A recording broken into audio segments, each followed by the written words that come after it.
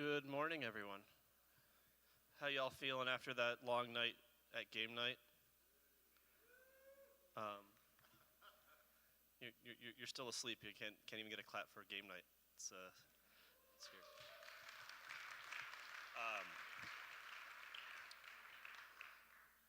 Thanks for coming out on this daylight savings time Sunday morning. It's our annual tradition. We get to change the clocks together as we learn about open source. Harlan's probably in here somewhere trying to fix NTP for all you all. But yeah, hope you all had a good time last night. Thank you again to GitHub and ARM for helping to make that happen. Lots of fun games, lots of activities, hopefully a little drink, not too much drink, but thanks for coming out for that. And thanks to GitHub and again ARM for making that happen.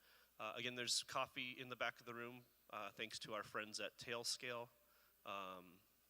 If that is helping you get moving on this slow daylight savings time morning, please stop by their booth in the expo hall after this and say thank you, so that we can keep having coffee in the future. But also they have a great product and a great open source contributors that I think you all would enjoy learning from. So thank you again to SCaLE for helping to make that happen. Today we've got a whole bunch of talks throughout the day. We've got the Libre graphics track over another building. We've got Open Source Career Day for those of you that are thinking about doing re-careering or looking for new positions or looking to hire. In all of those situations, please stop by. Lots of great training and activities there for folks that are in the job hunt. We've got, and then this afternoon we'll have Dr. Doug Comer talking with us at the closing keynote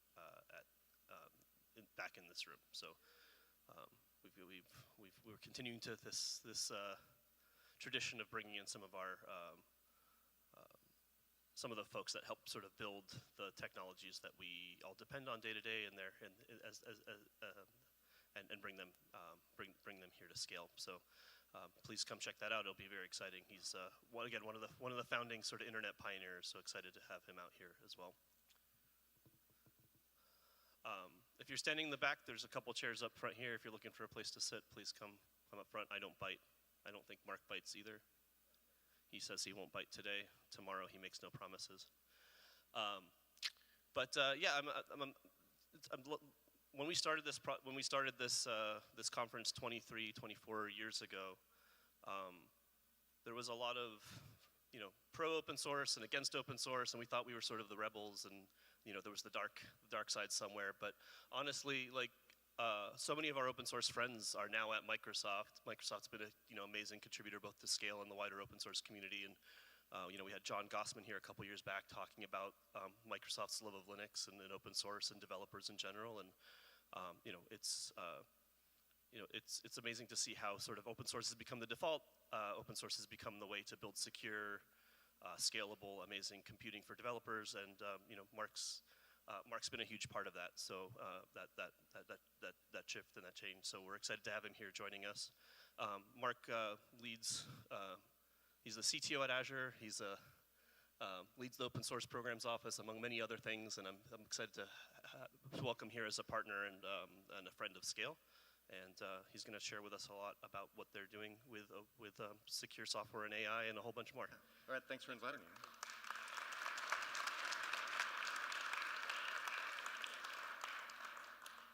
So good morning, everybody. First of all, it's just amazing to be invited to speak here. This is actually a key moment in my own personal Linux journey. This morning I wanted to share with you a little bit about what is going on with open source supply chain security, but I wanted to frame it in a bigger context and actually share a little bit about why Microsoft's involved with this. And I'll start with my own story about my involvement with Linux and open source, and then get a little bit into Microsoft's own, which leads into how the world depends on open source and the risks that come with the world's infrastructure running on top of open source, which takes us right into what we should do about securing open sources. So first, a lot of you probably know of me as the Windows or sysinternals guy, but it's a little known fact that I actually have a long history when it comes to Unix and Linux. In fact, my PhD thesis was built on top of BSD and Mach. And I became an expert not just in Unix internals, but Windows internals over time that led me to write articles like this back in 1998, comparing the Unix kernel and the Windows kernel. You can go find this online, by the way, still. I was actually at IBM Research as the expert on Linux, despite the fact that they'd hired me as the expert on Windows. So when IBM was porting AIX to Linux, the AIX team had me come in and talk to them about the Linux kernel. You can go find this presentation online, which was before I joined Microsoft, but I actually gave a talk more focused on Linux versus Windows. And this is my first interaction with Linus Torvalds, where I sent him the deck and asked him for his review, and he wrote back, "Looks good." So and then I've also contributed to Linux, or contributed source to Linux. This is sysinternals, which again you think of as Windows utilities, but this is from 2001. You can see that I actually made a version of FileMon for Linux, and I did this using system call hooking, which quickly became banned, and so this tool broke and I stopped supporting it. And then the next big step in my Linux journey was being personally involved with Azure and the introduction of IaaS on Azure, which introduced Linux as a first-class operating system at the launch of infrastructure as a service on Azure. And I was here at this announcement. That's me there. Satya actually looks like he's telling me that Microsoft loves Linux, which I was flattered by, that he would tell me that Microsoft loves Linux. But this was a very exciting moment. And then over time, I've become involved with the Linux Foundation, and I actually ended up getting to meet Linus, and now can call him a friend. And this is just from a couple months ago. Jim Zemlin, the executive director of Linux Foundation, me and Linus having a dinner. So it's been just a journey, and so I just wanted to spell I'm the Windows sysinternals guy only. I'm an operating systems guy, I'm a cloud guy, I'm a Linux guy, an open source guy, and a Windows guy. So Microsoft's open source journey also goes back a long way. In fact, and I'm going to not go all the way back into Evil Empire days, but I'll start after that, which was the introduction of Hyper-V, which led us to wanting to support Linux on top of Hyper-V, and that led to us starting to become a major contributor to the Linux kernel. You can see that several of the engineers actually became top 5 contributors to the Linux kernel in supporting that work. And then you can see over time just this continuous progression. I already talked about Linux on IaaS, WSL, Windows Subsystem for Linux on Windows, so Linux can actually run in Windows, to actually Microsoft having its own Linux distribution. In fact, over 65% of workloads on Azure are Linux-based, and more than half of the marketplace offerings are Linux-based for Azure. So our customers are using Azure primarily as a Linux platform, as most cloud offerings are built on top of Linux. One of the biggest is ChatGPT, which runs on Azure. And this is a massive Kubernetes service running on top of Azure that uses Linux provided by Microsoft on top of our virtual machines, as well as, you can see, open source components like Postgres. It's one of the largest apps in the world. But Microsoft, or open source, isn't just a platform for Microsoft where we have customers run. We are actually also deeply dependent on open source. And I want to highlight some of the ways that we integrate with open source, because we look at this very carefully. We look at how we consume open source and use it. We want to be good citizens of the ecosystem and community. We also look at how we should be contributing to open source. Again, you can't just toss things over the wall. Contributing means supporting it, means engaging with the community if you really want it to be true to the open source spirit. And then finally, releasing open source, our own stuff. So one way that you can look at it is how much we're consuming open source is measured by the number of pulls from our internal registries or component governance or central feed service, where our internal systems pull open source packages. And that, when you look at that, over 200,000 pulls are happening against that central feed service to 11.8 million locations in our services across all our products, whether it's Office or Windows or Azure. And one of the largest Kubernetes clusters in the world happens to be the cluster that underpins a lot of the Office services. So M365 services and Teams running on top of a system called Cosmic, which is built on top of Azure Kubernetes service. millions and millions of cores. And it also uses several other open source components underneath, including things like the KEDA, Kubernetes Event-Driven Autoscaler, as part of that deployment. And get this, we have an infrastructure offload card that goes into every single server we ship. It's called Azure Boost, and that's got an ARM SoC on it, and that's running Linux. So Linux is literally going into every server Microsoft deploys, the millions of servers we're deploying. So we have a very deep, deep dependency on Linux and open source. And we also turn around and contribute to open source.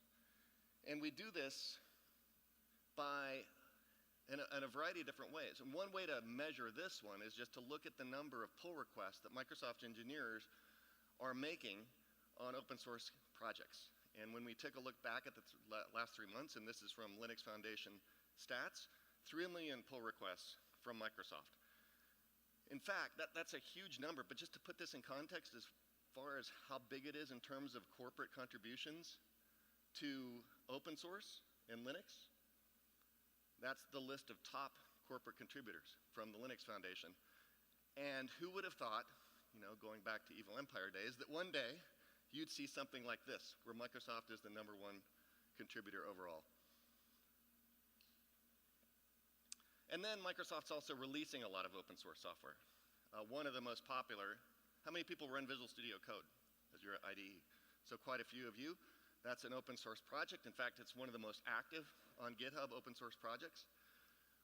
And you can see it's installed by the vast majority of developers are leveraging Visual Studio Code. And then we've released a lot of other systems and components for open source developers that are quite popular. .NET became open source about 10 years ago. TypeScript, one of the most popular languages in the world. It's in the top 5 and continues to rise. A lot of people might be using that. That is also open source and developed by Microsoft. PowerShell became open source, OpenJDK, and the list goes on and on. And then when it comes to new types of software, we're also contributing. So when it comes to AI, because everything's about AI these days, if you've heard of Semantic Kernel or AutoGen, those are 2 AI orchestration frameworks. They were both open source. We combined them last year into something called Microsoft Agent Framework to get the best of both of them and have one offering that we stand behind. And so this is also an open source project, and it's quite widely used among enterprise users. And then my own org, I've got the open source ecosystem team in my organization, as Elon mentioned, but I also have an incubations team, which is entirely focused on open source cloud native incubations. And we've got a track record. This goes back to 2019 and developing these things. I mentioned KEDA, the Kubernetes Event-Driven Autoscaler. That is a graduated CNCF project. Dapper, Distributed Application Runtime, came out. That is also a graduated CNCF project. COPA, which is a container patching system, which is very important for container and cloud native security. That has also been contributed. That's a sandbox project. And then we've got a couple of other incubations that we're working on. Radius, which is a cloud native, cloud neutral application platform, application development platform. That is also a sandbox project. And Drassy, which is an event-driven reactive new type of data service, that is also open source and contributed to the CNCF. And then, again, you think of sysinternals, you're probably thinking Windows. But sysinternals, while it was dabbled in Linux over 20 years ago, is back with Linux. And we have a number of tools. You can see 5 tools that we've released for Linux, including versions of Windows tools like Sysmon, which is an EDR tool that is actually shipping in, the Windows version is shipping in the box in Windows as of this month or last month in February. But we've got a version of that for Linux that we're running internally at Microsoft. JCD, which is Jump CD, I wrote myself. So that is a tool that I open source through sysinternals that I developed for myself to make it easy to jump up and down complex directory hierarchies that I was having to navigate as I worked on my open source or on my AI research projects. And I'd get these very deep directory hierarchies and got tired of cd ... /... hell.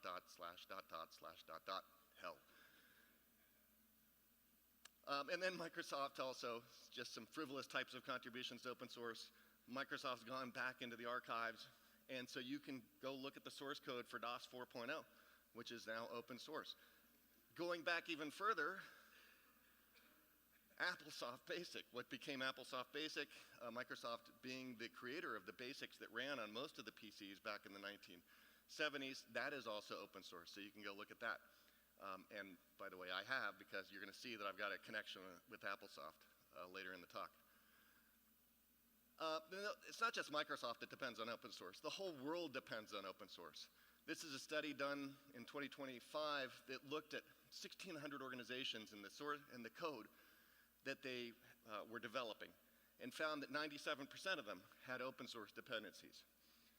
70% of them had their origins in open source. About an average of 900 open source components found in each one of them. So you can see, it's not just Microsoft, but the whole world literally is dependent on open source. And one way to actually look at the growing dependence is the number of pulls from package managers. So you see here two charts, PyPy and Crates, the Rust and Python main package managers. You could see exponential growth in consumption from these things, just as everybody's now using open source and contributing to open source. It's 10 trillion pulls, you can see, just a staggering number. Now, the world's dependence on open source brings with it interest from places that we'd rather not have interest in it, and that is from the malicious side of things, from nation states, from hackers that are looking for, how do I get into enterprises, how do I get at money, how do I get into desktops and consumer devices so that I can go and do my exploits and carry out my goals. So, and because of this huge dependence on open source, of course, they're looking at, how do I get into the open source supply chain? How do I infect something that is going to be used by thousands of organizations or millions of users?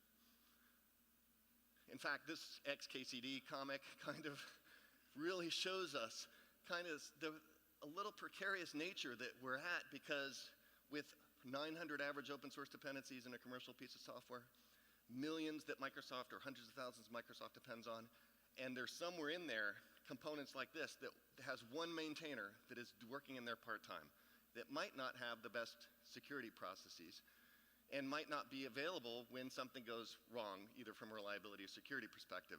And yet, the whole world yanked that thing out, and we've seen things like left pad. Do you remember that? When the developer's like, people are pissing me off, I'm yanking left pad, and then half the internet gets impacted because of this a few little line node package. And the open source supply chain, just to put it down so we can see where attackers try to enter this thing, are all over the place. From the developer, like if you get to the access to the developer, you can start on the very left of the supply chain. If you can modify the source code, maybe out in the repo, not even needing a developer because you happen to be there, that's another great way to do it. If you can infect the build pipeline, if you can go into the package manager and carry out exploits there that cause people to pull down the wrong packages or pull down infected packages, that's another place. And then, of course, your ultimate goal is there on the right, the consumer, where you hope that you can get them to do something that puts them at risk too, because they're, for example, pulling from the wrong place or pulling the wrong package. And then I want to just highlight the increasing risk and pace and sophistication of these attackers that are trying to get into open source, and the kinds of risks that the world is at when somebody discovers a problem with open source. Going back to one of the earliest wake-ups for how dependent the world was on open source, even in 2014, OpenSSL vulnerability called Heartbleed, where there was a buffer overflow that could be triggered remotely, and basically half the internet was exposed to this. And then in 2022, more problems with certificate validation were found, leading to buffer overflows and remote exploitation. The Heartbleed one actually led to being able to read arbitrary memory and get keys out of the servers. But these kinds of problems really started to wake people up to, hey, we really are dependent on the security of open source. If something that we're all using gets compromised or a vulnerability is found, we're all needing to react to it together. And this one was another huge, huge wake-up call. Log4j, this is remotely exploitable vulnerability that you could cause arbitrary code execution on Java web servers that happen to be using this logging package. And this one, again, huge amounts of exposure from companies across the internet and huge reactions. I mean, even Microsoft had exposure to this in pockets around Microsoft that we weren't even really aware of until we started to go look. So we had to pull in incident response and go get these things patched. We had to figure out, just like everybody else had to figure out, what's the exposure? Where do I have this thing running? How do I get it patched? How do I get secure? The whole world was scrambling.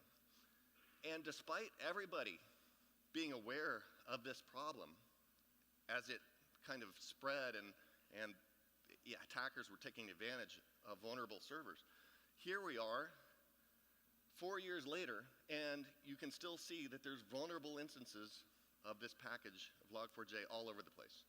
And you can see in 2025 alone, 42 million vulnerable versions of Log4j were downloaded.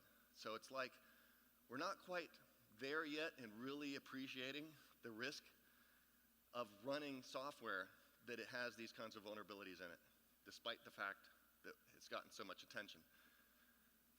And then I want to give you some other examples of different types of attacks. This one, PyTorch. How many people heard of this compromise? So yeah, this was a package manager confusion attack where PyTorch is building off an internal PyPy dependency, and an attacker realized that pip would go and pull a public version with a higher number, overriding the internal version if it was available. And so they published a package with the exact same name into the public PyPy registry, which caused the PyTorch build to go pull it instead of the internal one. Of course, the public one was a compromised version.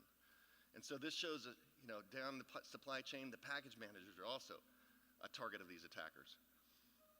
And this one, how many people heard of this? I think the whole world heard about this one, XZUtils, because this one's a fascinating nation-state long game attack on open source supply chain. They identified this package that had one single maintainer, befriended them, gained their trust, of course, with fake identity and never meeting, and so who knows who's really behind this. And it's probably not just one person, it's probably a nation-state organization. But then they planted the seeds to have a back door, recognizing that XZUtils is used by OpenSSH, so a very commonly used interactive logon protocol or component. And how was this discovered? Actually, a Microsoft engineer who happens to be a Postgres maintainer was looking at comparisons of performance for logins across different versions of OpenSSH and saw that there was a jump with a pull request from this individual that caused it to go from like 100 milliseconds to 500 milliseconds or something, and said, whoa, that's a bad performance regression. They started to investigate and discovered, you know what, this thing actually is malicious, which set off this whole reaction to everybody needing to go clean up this dependency. And then we're seeing viral spreading too. It's kind of like the internet worms, except through open source supply chain. The internet worms I'm referring to from the late 1990s, early 2000s. Here, back in September of last year, an NPM maintainer was compromised through a phishing attack. They didn't have MFA registered, and so they were phished, which caused their credentials to get leaked, which caused the packages that they maintained to get compromised, and that was discovered and that was cleaned up. But then other maintainers were also compromised a few months later because they didn't have MFA enabled yet. And the attacker in this case went viral by saying anybody that pulls down a compromised package, so it's like one maintainer gets compromised, now the package is compromised, 10 people pull that, they get compromised, and the compromised software is going and scanning them to look for NPM signing keys as well, compromising the packages they maintain, and you get this kind of exponential spread effect, which ended up being kind of a worm through maintainers being compromised through lack of MFA from just a few source individuals in this case. So they're getting clever. And the vulnerabilities are ubiquitous. They're all over the place in open source software. You can see in 2025, NPM recorded 839,000, basically, releases with CVSS 9.0, which 10 is the highest, rated vulnerabilities. So people are continuing to release source code that is putting their consumers at risk. And 1 in 5 PyPy releases had CVSS ratings of 7.0 or higher. And the rate of vulnerabilities continues to go up. Not only that, but now we've got to face this new world of AI coding. And AI coding, how many people are using AI for coding? I think if you're coding, you're using AI for coding. By the way, not looking at the code is not the flex you think it is. I hope that's a message you take away from this.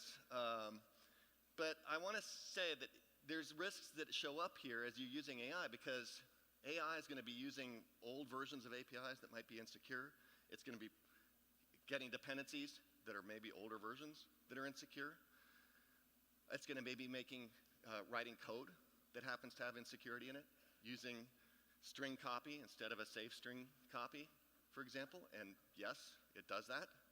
So you need to be aware of the risks that it is introducing that you might not introduce yourself if you were actually writing the code yourself. But AI is also, it's time to buckle up, because the signs are everywhere. I mean, we saw this coming as AI got great at coding and could do things nobody could imagine a few years before. But just in the last few months, we're starting to see sophistication that is really both great, because they're so good at coding. They're so good at helping defenders analyze their code to find problems, including security vulnerabilities. But at the same time, this is a tool and a weapon, and attackers have access to the same technology.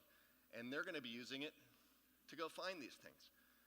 And Anthropic's published a couple blog posts just in the last month or so that show how good things are, which you can look at as, that's great, or you can look at it as, oh crap.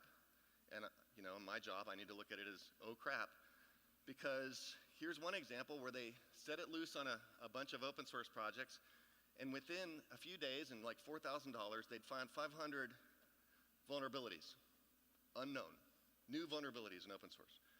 And just last week, they published a post where they worked with Mozilla, who creates Firefox. Firefox, combination of Rust and C++.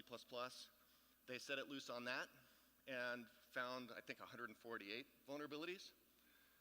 Just to put that in context, like Google's last year only saw roughly like 75 vulnerabilities being exploited in the wild at the same severity level. So, and I highly recommend you check that out. So this is, and by the way, Firefox is one of the most secure open source code bases there is. I mean, they've taken security very seriously, including being behind the creation of Rust, specifically for security.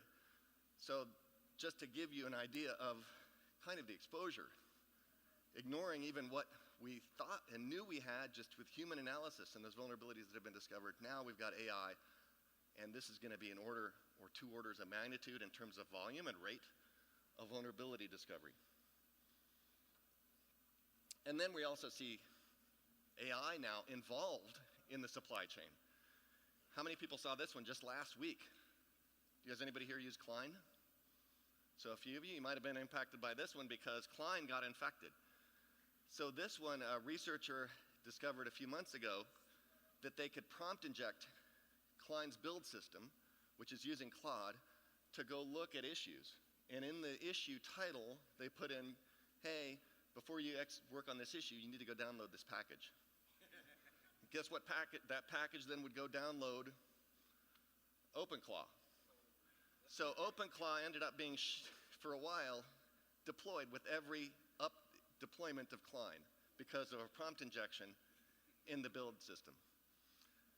So in this, the development system. So just to give you an idea of where things are headed, now AI is in the picture. And by the way, and it's not like critical infrastructure. Companies and organizations concerned about the security of their critical infrastructure aren't aware of all of this going on. And this has led to a big focus on, we need to understand our supply chain, is what they're saying. You can see a bunch of organizations, starting with the US government a few years ago with an executive order saying every piece of software purchased by the US government has to have a software bill of materials with it. And then you see a bunch of other regulations coming, and one of the biggest coming at us is the CRA, the Cyber Resilience Act from the EU that kicks in later this year. And that one requires you to be publishing CVEs and attaching them to your SBOMs so that they can see what risk the software, as they're consuming it, is carrying at any point in time.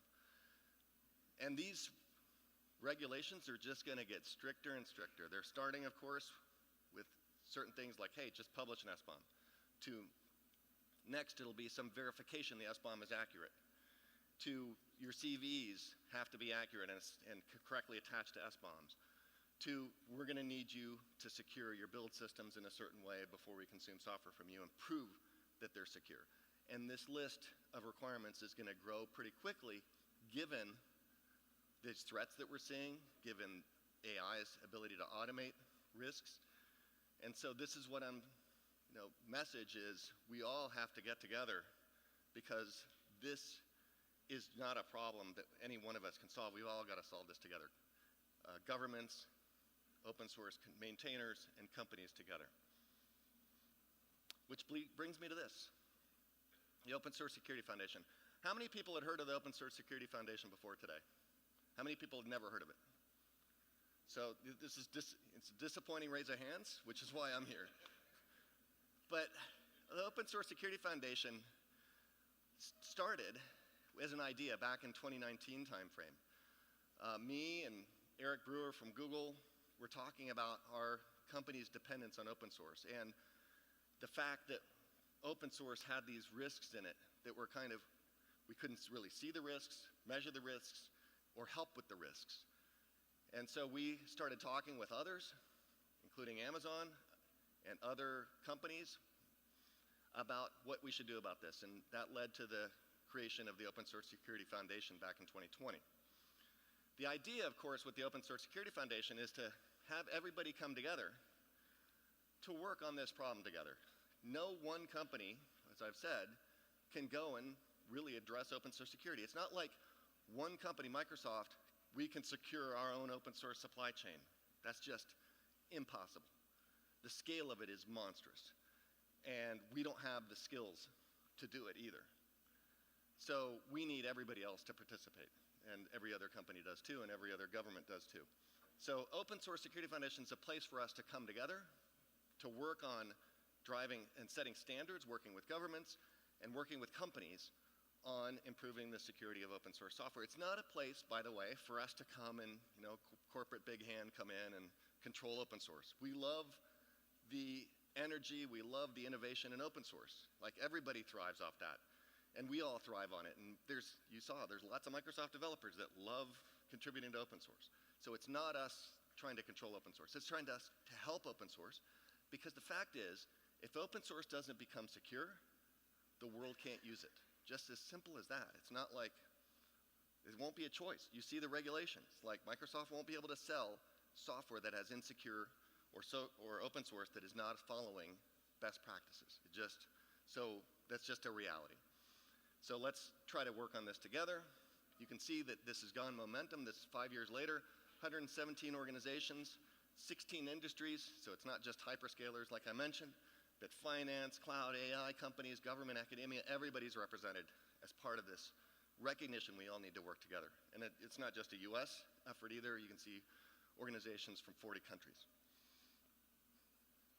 And just to give you an idea of what the Open Source Security Foundation's actually looking at and the companies that are participating, this is just a slice of some of the working groups in Open Source Security Foundation and some of the members leading and participating in those different working groups. By no means comprehensive, but just to give you a flavor of how diverse the participation is in supporting Open Source Security Foundation.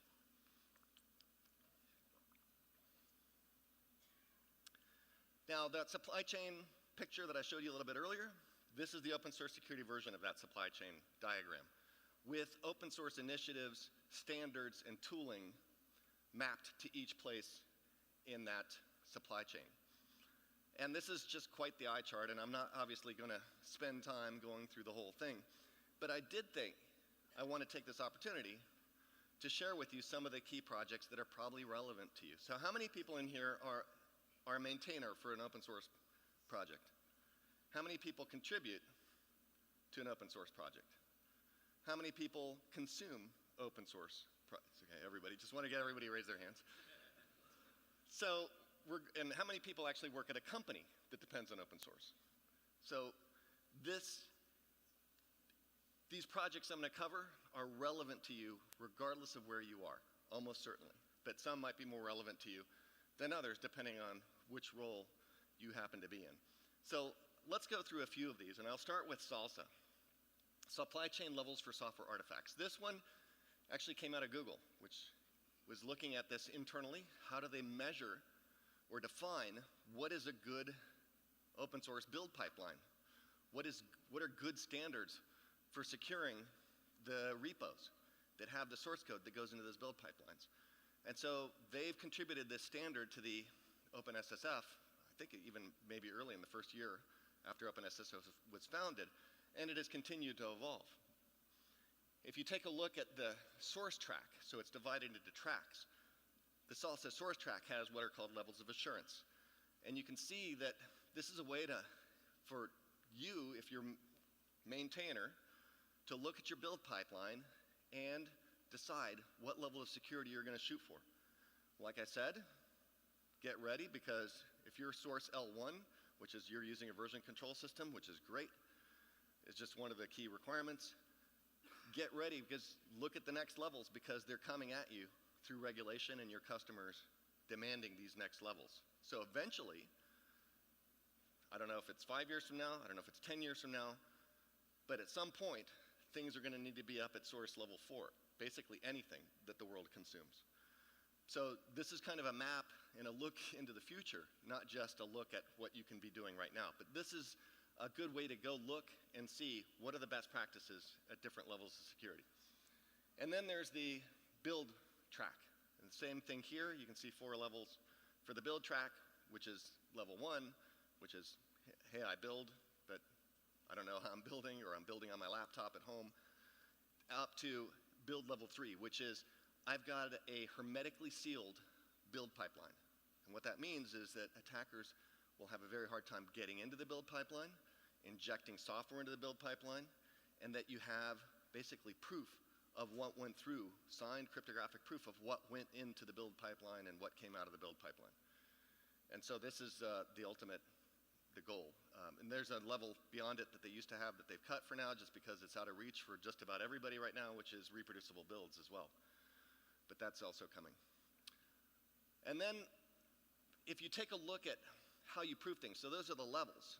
Something else that we need to be looking at is, again, those proofs, because when those regulators come, or when somebody comes to look at a piece of open source and say, can I consume this?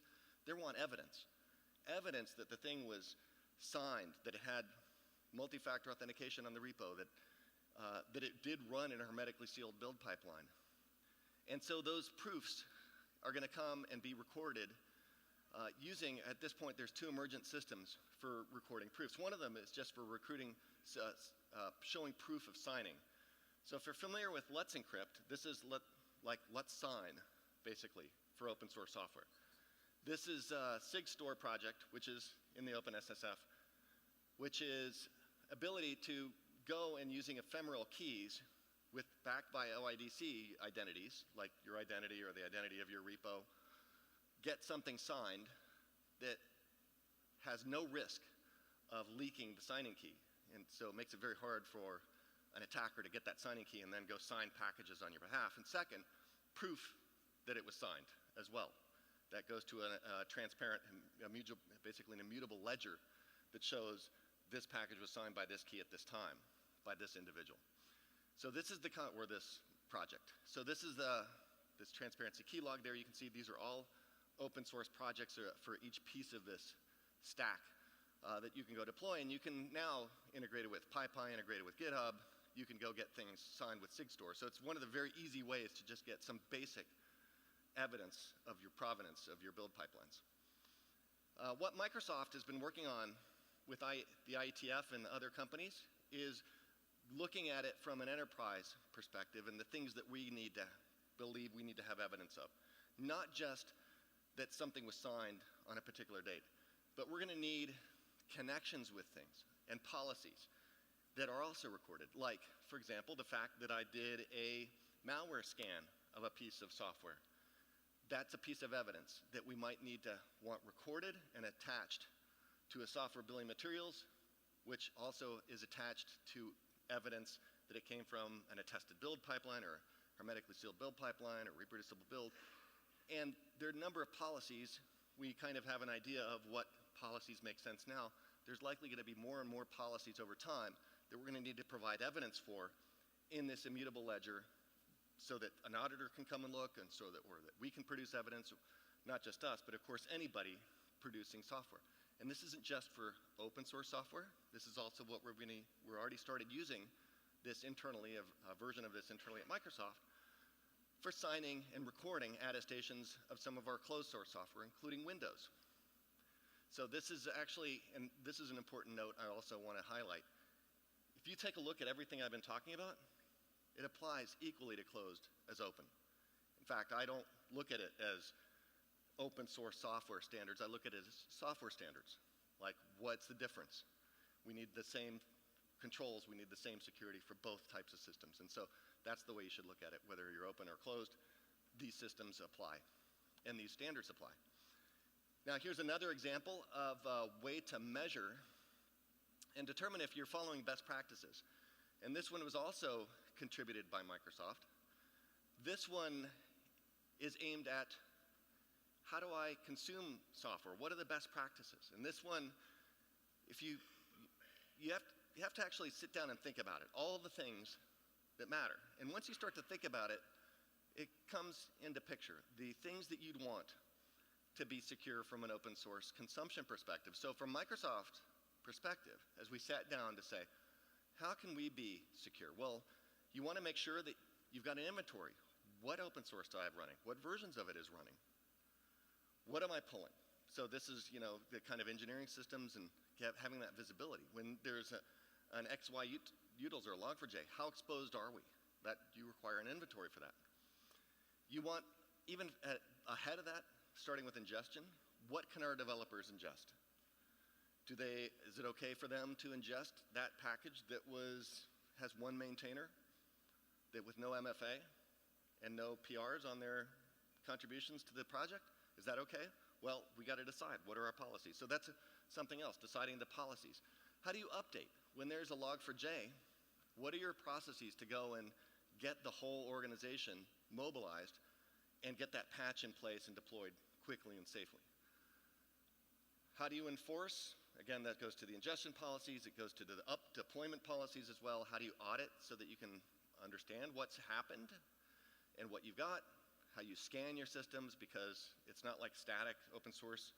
Today might be secure. Tomorrow it's the exact same code is insecure because somebody discovered something about it.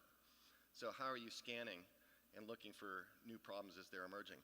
And then one of them is, for something really critical, can you wait on upstream? This is something you got to think very carefully about. If there's a vulnerability in an open source package and your customer base is at risk of being harmed, or your own company is at risk of being harmed, and the upstream maintainer happens to be on vacation, what do you tell the world? Well, the guy's on vacation or girl's on vacation. Sorry, you're not getting a patch till next week when they're back. No. We're responsible. Our customers don't care. They look at us as we're supplying a service. We're responsible for that service, whether it's closed source, open source. And so if there's a vulnerability, Microsoft, keep us safe. So that might mean building temporarily yourself and releasing a patch while you're waiting for upstream on those critical projects that are high-risk surface areas at least. So that's another consideration here. So that is a look at consuming. Now, let's talk about measuring, actually, in some standards. So there's kind of standards, how you look at things, different levels of assurance. But let's take a look at how you actually measure how good you are. And one of the programs the OpenSSF has had for several years now is this scorecard, which is just a very lightweight measurement tool that you can point at any repo and get an idea and which includes CI/CD in some cases, and get an idea for how secure it is. So it's got a bunch of measurements it does, and it'll produce a report for you in an automated way. Source risk assessment, build risk assessment, you get the idea, and each one is rated on a scale of 1 to 10, where 10 is you're doing awesome, just to show you how easy it is. And if you've got an open source repo, you should just go run this right now. Here's the tool scorecard running against the React repo that Facebook manages. And this is kind of sped up a little, 32 seconds, so sped up just a little bit. But you can see it's found some potential issues. It's hard to see, but just wanted to give you a flavor for there's no excuse not to go run this and see what it says and say, whoop, I didn't know about that. That's something I should go fix.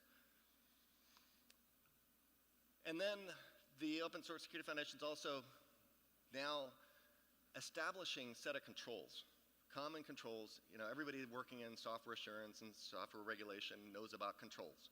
This is how you say, I want the build pipeline to be tamper-proof. Well, that's a control. Now, how you implement that control, that's a different question. It depends on the build pipeline and the mechanisms it's got for enforcing protection of the build pipeline. But the control itself is what people care about. The control, evidence that the control is met. So one of the things OpenSSF has started to do is define a set of controls that hopefully the world can start to align on for open source, including, ideally, regulators that are asking for open source compliance with their standards.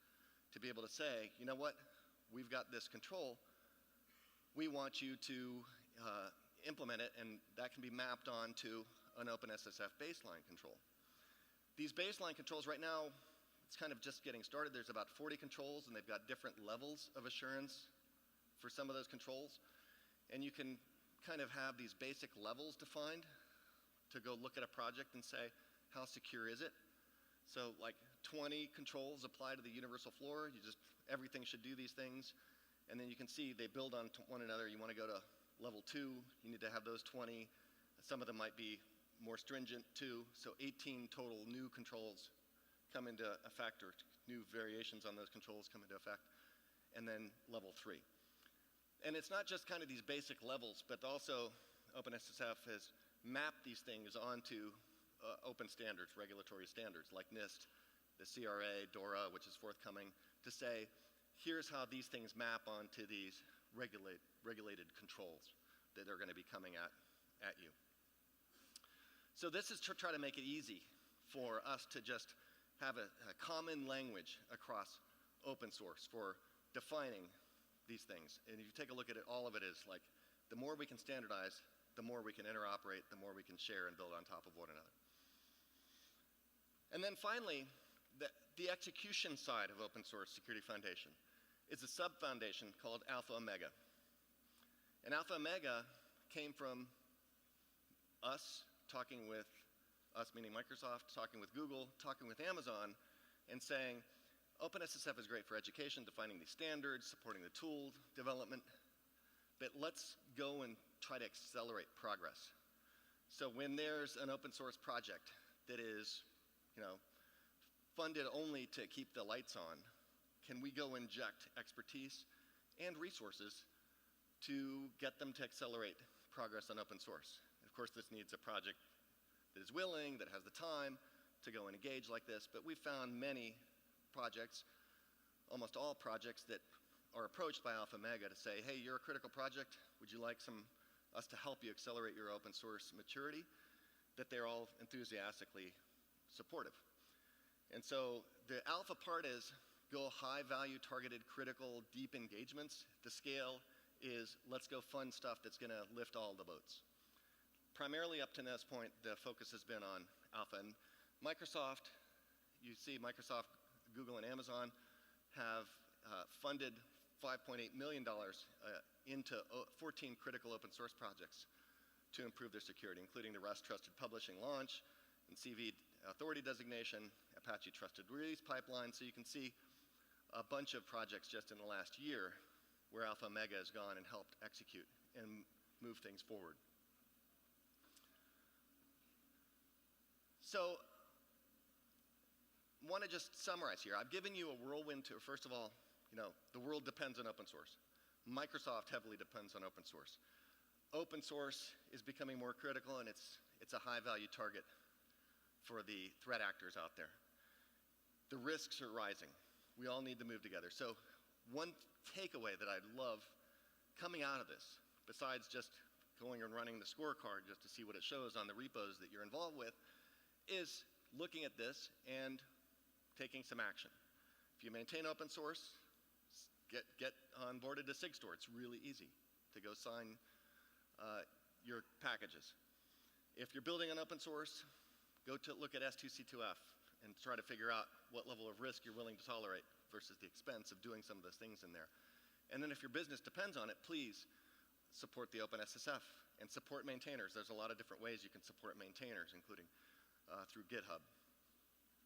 So that's the big takeaway. Now, I want to leave you with one last thing, which is just to, I know that SCaLE is famously a builder community that loves to get together and hack on stuff, including IoT devices. Well, yesterday I was just preparing for this and thinking about the implications of AI and AI's ability to find vulnerabilities. I was curious because one of my first open source projects was this one back in 1986. How many people ever programmed on the Apple II? Just out of curiosity. So quite a few of you. This is in high school. I wrote this tool. I reverse engineered AppleSoft, which now I don't need to do given the source code is public.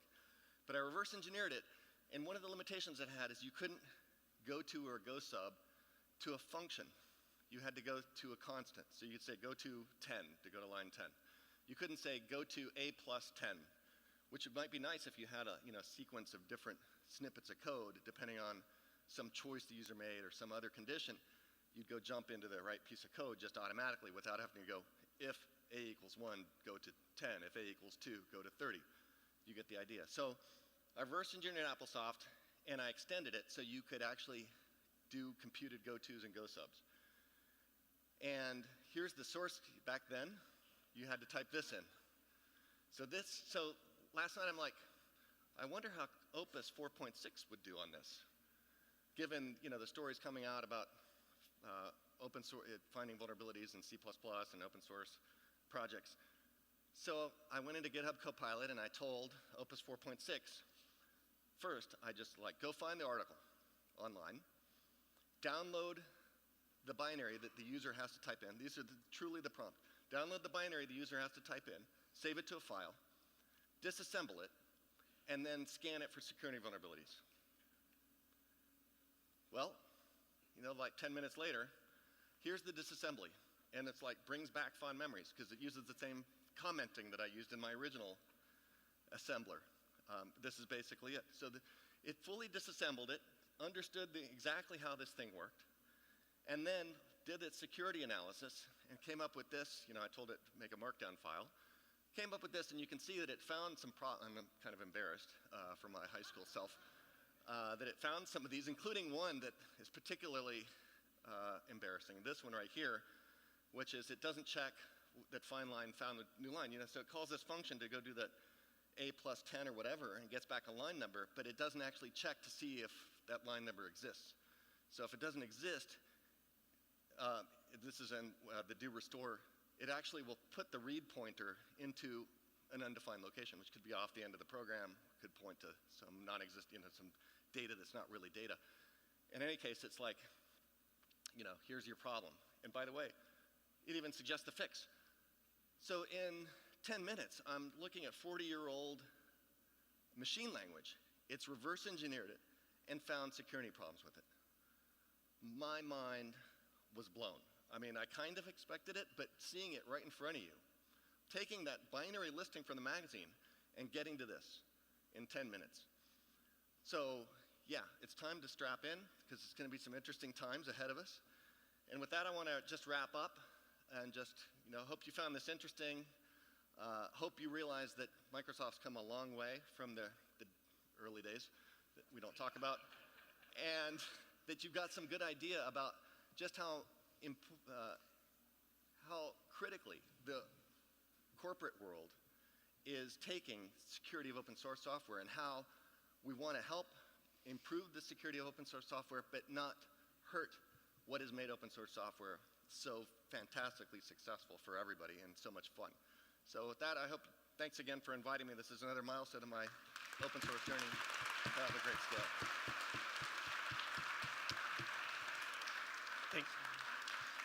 Thank you, Mark, for joining us. If you've got time, I'd love to do a couple questions. Sure. Normally, it is our tradition to hand you a SCaLE jersey now that you're part of the SCaLE family and team. Unfortunately, shipping couriers do not follow the some SLAs that as some of the software that we do, but it is redirected to your office. All right, awesome. And I apologize for not having it here with you. Nope. Yeah. But we will have you donned in the team garb shortly. Sweet. But yeah, I've got somebody in the audience with a mic, I think. Okay. You want to grab one from the back, and then I'll get started. Sure. Thanks. Nice presentation. Fanboy here. I've been using all your products for forever. A couple of points about your presentation. The software bomb thing and providing all the CVs that your product has, does it make it more easier for the AI industry to find vulnerabilities of your product? And then when you constantly get this vulnerability, how do you, as a company, keep patching the systems all the time? So is there a philosophical way of keeping some critical repos as less open source than more? Because, from that point. Yeah, I think the question's, about this always in security, the security through obscurity or obfuscation versus the transparency. And I think that the fact is that slider on things is moving, and it has to move because you think that it's not disclosed. You think that it's not visible. In fact, but the fact is somebody's going and doing automated scanning now and automated attacks against repos and open source, and they're going to find it. So, and I'm not sure exactly, how this is going to play out because, of course, we don't want to, if we discover something ourselves, a company finds something, we don't want to put the whole world at risk by saying, oh, by the way, here's a vulnerability, this is the whole responsible disclosure thing, and keeping CVEs guarded for some period of time. And I think that that's not going to go away, but I think the timelines and the urgency we have to act on for critical vulnerabilities and critical components is going to be changing in the next year. Because somebody finds something like this and we're not aware of it, we know that somebody else is going to find it pretty quickly with AI, and we better go get our systems patched. And so going to your second part of your question, which is, how do we have to think about this? We have to get our patching systems up to, they've been designed for human rates of vulnerability discovery and exploitation. We've got to upgrade them to being ready, AI rates of vulnerability discovery and exploitation, and volumes too. So this is a big wake-up call, I think, for everybody, including Microsoft. You just showed us that we don't even need the source code. You just need the That's binary, right. and AI will do it for you. So Yep. I don't know if open source. We've got one more question over here. Hi. First of all, great talk. I like that Microsoft took us seriously now. We have for a while. Yeah, I know. I just had to say it. I saw all this. I have been concerned for years for SBOMs and all this supply chain stuff. I like the initiative, but it looks like nobody uses Linux in the board or something because they don't talk about Linux distributions. And there's a lot of learning for the past 30 years on maintaining software supply chains and integrating software and make it live different libraries with each other and pipelines and all these build systems that we have. So what will be the role of Linux distributions in this initiative? Because I see it concerns me that they are not even mentioned. Yeah. And a lot of stuff that the good practices and all that stuff that you mentioned here, they are already being done in like Debian, Fedora, Arch, and a lot of Linux distributions. Well, I didn't mention them specifically because I think they're not noteworthy, other than the impact and scale and actually sophistication they're at. They're not noteworthy when it comes to what they need to do. And SBOMs, they're all required to produce SBOMs. So just like Microsoft's required to produce SBOMs for Windows, all the distros have to produce SBOMs. If they want to be used by the US government and more, the EU and other countries and organizations that are now requiring that as part of their, consumption policies. So yeah, if you haven't seen SBOMs, that's because they're not yet being required to produce them because they're not selling to those kinds of organizations yet. Question over here. Just one last one in the back. Hey, so it seems we should get started doing SBOMs in our CI/CD. Maybe if you have some tools, I saw Anchor Sift seemed like a good way.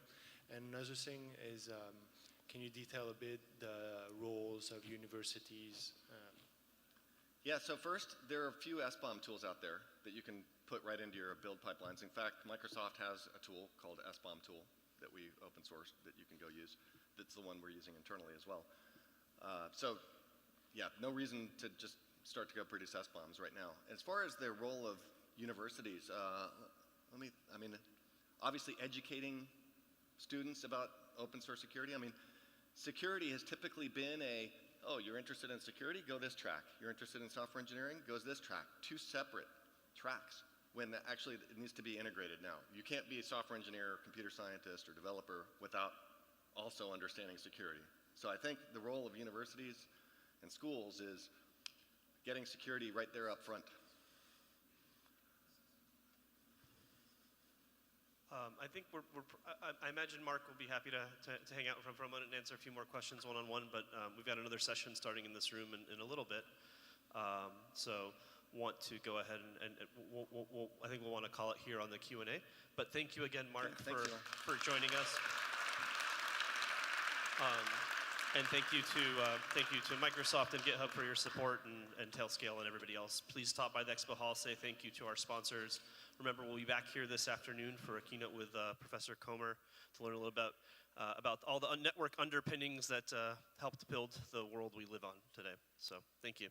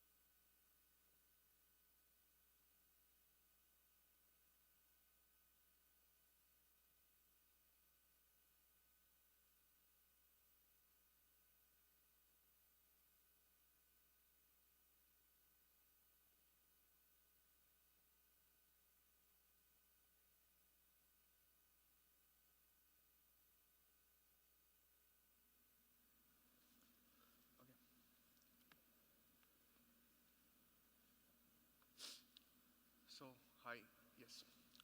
Hello everyone, thank you for being here. And today we will be diving a bit deeper into how LLMs can become a resource hog and how we have tamed inference with help of Kubernetes and open source muscle to improve the entire pipeline. Currently, what's happening is number of use cases for AI is increasing significantly, and with that, we are serving to more and more diverse use cases. Whenever we are doing that, we are serving different forms of models and different forms of I/O, but with that, GPU demand is also increasing.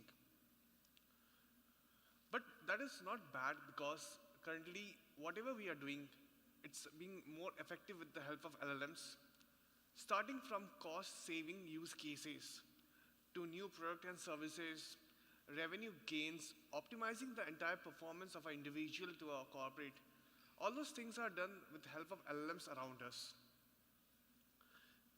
Today, we will be talking about how and what are LLMs, how transformers come to the picture and how they require GPU, the performance and life cycle of LLM, why is inference so hard, and how optimization of inference around different areas becomes so hard as well. Last of all, we will track how model performance is measured with OTL and all those things, and talk about some architecture, benchmark, and results. After that, you will have some actionable insights on how you can improve the entire inference cycle. About me, I'm Ritik, and I'm flying all the way from India to give this talk. I'm a platform advocate at vCluster, an open source Kubernetes multi-tenancy company, and a CNCF ambassador. I've been a Google Venkat Scholar as well and done a couple of certification. The reason here I am today is because one of the use cases that we are seeing a lot of people care about models and how they are being served across their organization. And a lot of companies are getting a lot of GPUs in-house because they want to have the stability of having a private cloud inside of their organization. The problem becomes where you have the models, you have the GPU, but how do you serve them effectively? To understand that, we will break down what LLM inference is. You have a client, which is generally us or an agent. It can be through web, it can be through a CLI, it can be through anywhere. And then there is a response, which you get from an LLM. Between that, there are three more areas. There is the API, if you are using a third-party API, or there is a gateway. And whenever the request goes through the client to API or the gateway, you have tokenizer, which tokenizes all those things. Then there is the router and batcher. Those are effective to understand what type of models you are sending your request to. And bashing is also important, as sometimes without effective bashing, your requests are expensive. We will dive deeper into bashing a bit later. Then you have KV cache, GPUs, and all those layers where you are doing a bit of inference and forming key value pairs. And then there's a model server. According to your model weights and all those things, with help of observability, you are tracking the model performance and generating a response which is being served to the user. If we dive deeper into history of LLMs, it started with Ngrams and RNN, but in 2015, there was attention mechanism that made things popular. And in 2017, something happened which is called Attention is All You Need, a paper, which talked about something called transformers. And the transformers were a leap from 2015 because it introduced something called a self-attention mechanism.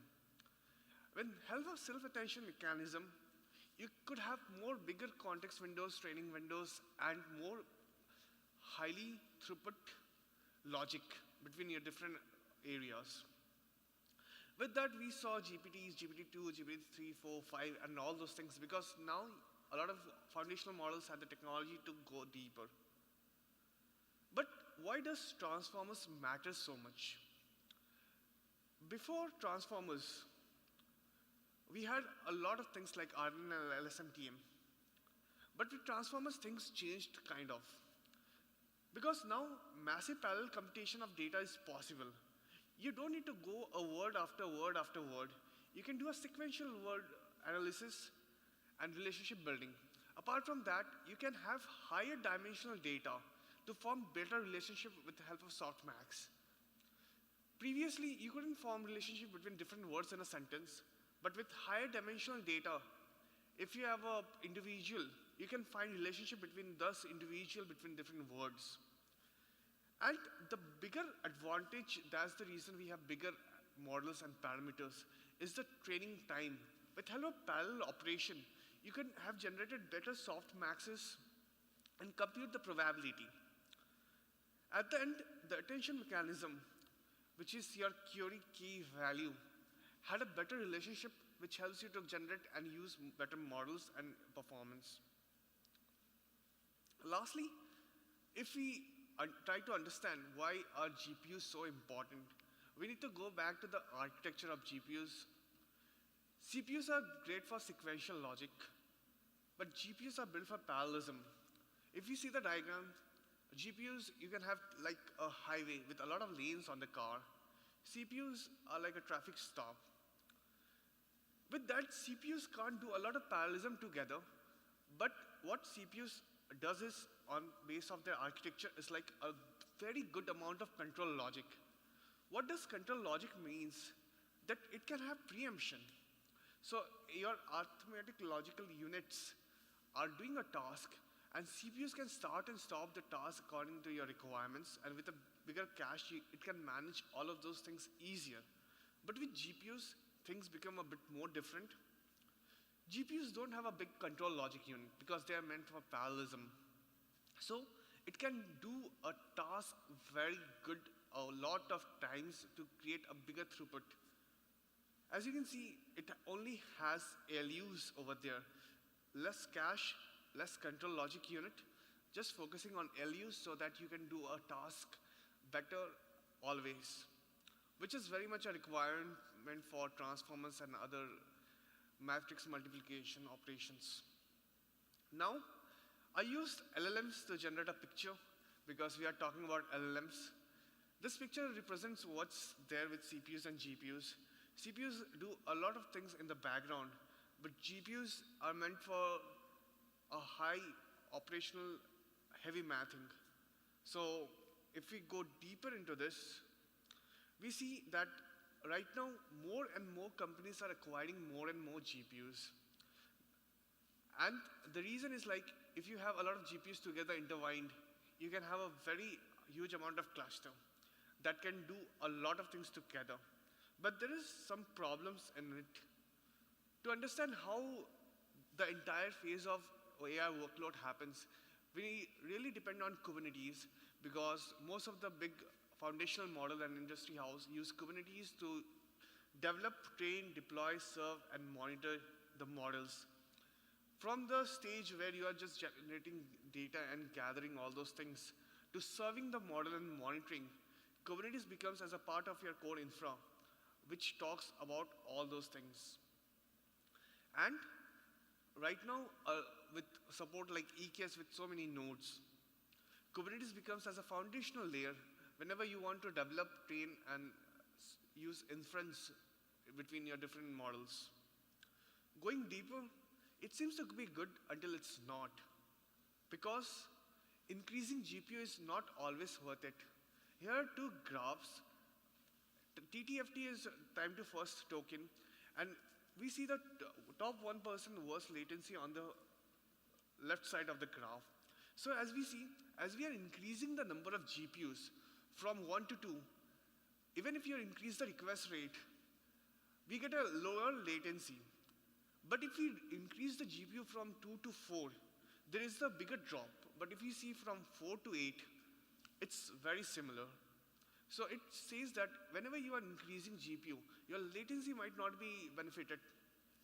Going back into other data point, it is about max streaming multiprocessor, and it talks about something different. How busy your cores are whenever there is more GPUs. So as you see, even if you have 1, 2, 4, 8 GPUs over here, it is not changing because the problem is not about how many GPUs you can use. It's about how you can utilize all of those together. So now, let's process this thing in a bit clear manner. There is an AI boom, and even if you have budget, sometimes it's not possible to get all those GPUs you want, because there is a shortage of GPUs. So first of all, you have a problem of having more GPUs, then you need to optimize it. And the second problem is, even if you have the funding and all those things, it's very hard to acquire more GPUs. Recently, I saw a LinkedIn post where they were using a Neo Cloud, and there was no availability of GPUs for that training task. So that is a true reality right now. Now, world is running on NVIDIA GPUs, and a lot of models are being served with those. We have other AMD GPUs as well, and TPUs, and all those things. But at the core, everything looks fine, because whenever you want to use a API request to your favorite foundational model, it is working very effectively. But in background, when you try to get that capacity in-house, there are a lot more problems. First is the unpredictable GPU saturation. You might have GPUs whenever you want, you might not have it. Then there is the latency, memory leak, token overutilization. Sometimes you see some task is using 40, 50 million tokens because it just hallucinates. Then there is cost, there is how you scale your LLMs, high resource consumption, excessive GPU usage, and excessive cache, which kind of destroys the entire system. Now, when we talk about LLMs in general, there are three phases to it. One is the training phase. Training is the foundational phase where you go, talk, gather data, and try to find patterns. And right now, in training phase, we also use LLMs because we want to have a feedback loop. So a training phase also uses a bit of inference. Then you have fine-tuning phase. You can train your model with everything that is there. But how do you fine-tune it for your own requirement, for your own industry, for your own use case? With LoRa and QLoRa, you can do all of those things. And then the last and most important part, which most of the end users care about, that is inference, which is your day-to-day task. You go and generate an image, you go and talk to a model, you go and ask for a code review. Everything you require and want should be in low latency, because you want it as soon as possible, as efficiently as possible. So we will today focus on the inference piece. And this was from KubeCon Keynote. So right now, we have a lot of phases in the pillars of open source AI. There is the training part, there is the inference part, and there is the agents part. Training, as we talked about, it was about model development, how you are building a model. Inference is about model serving, but then comes agent. Right now, everything is running across agents. Whenever you want to code, you create 10, 15 different agents who are working together to create and solve a task. But even if we compare training phase, inference phase, and agent phase, each of them require inference overall. So to optimize that part is very crucial, because in training, whenever you are having feedback loop, you require inference. In inference, it's just the inference, and agents also required to go and talk to the models to get some task done. So the focus is inference today, and to understand what is inference, because we wanted to be in the same page, it is basically when you create an output from an input, which is your prompt. If we read the official definition, it's about when an algorithm moves from producing sample outputs to guiding business critical decisions. And the few different parameters that are very important for inference performance metrics is the TTFT and time per output token. So the time to first token is how much time it requires to generate your first token after everything that is happening. And time per output token is how much time it requires to generate the corresponding tokens. When we talk about latency in inference, it's the combination of the TTFT, which is the initial time it requires to generate a first token, and then TPOT, which is like how many tokens you are generating and the multiplication of that, and then the total latency is the combination of the amount of time it takes you to generate the first token and the total number of time it requires you to complete the entire stream. So whenever someone says inference is slow, what does it really mean? The first one, which is the very common one, which we have seen with third-party foundational models as well, as sometimes models take very long to respond. The second one is latency. Whenever you are interacting with a model, sometimes response time per request is very high. Third is whenever you are using in-house models, the performance of GPUs, which you will be diving deeper into a bit about how things work over there, is inconsistent. Sometimes you have very high utilization, sometimes you have very low utilization, but there is nothing a common ground. And then throughput, requests per model per handle per second, which is sometimes very low. So whenever we talk about computational bottlenecks for models, it are generally two categories of that. One is compute bound, which is how much performance and the ability of a model to perform and ingest data and just produce an output. But the other one, which is very important and crucial, which a lot of people don't really talk about, is the memory bandwidth bound. So CPUs are doing a lot of things together, GPUs don't. So a lot of times it requires you to transfer a model from your CPU to GPU. So the time it requires for you to do that is memory bandwidth bound, and that also acts as a performance bottleneck for you. So increasing just the models and the GPUs doesn't help over there, because you need to optimize how you are storing the models either in your CPU or in your GPU. Let's understand whenever we talk about the cloud native AI stack. This is from the cloud native AI white paper from the group. Where does the ML lifecycle pictures in? So at the fundamental area, we have the accelerators, which is your GPUs, TPUs. Then we have the infra operators, which can be your neo clouds, your cloud providers. Then we have the platform, which can be Kubernetes, OpenShift, whatever you are using for that. And over there, on top of that, your ML lifecycle sits. This is where the model training, performance, inference, and all those things happen together. Focusing on the workload part, which is we are consuming, it is a very important stack on how you are dividing everything together. We will focus on the ML lifecycle today. Now, deciding on why inference is hard, we need to understand this part. So whenever you want to get any stats or Vive code, generate something, there is a GPU utilization and iteration, and you are consuming and creating something. So every day you are using inference.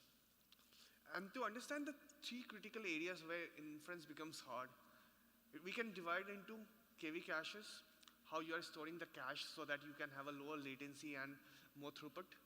GPU underutilization, how you are using your GPU so that everything is served effectively, and why increasing GPUs is not always helpful.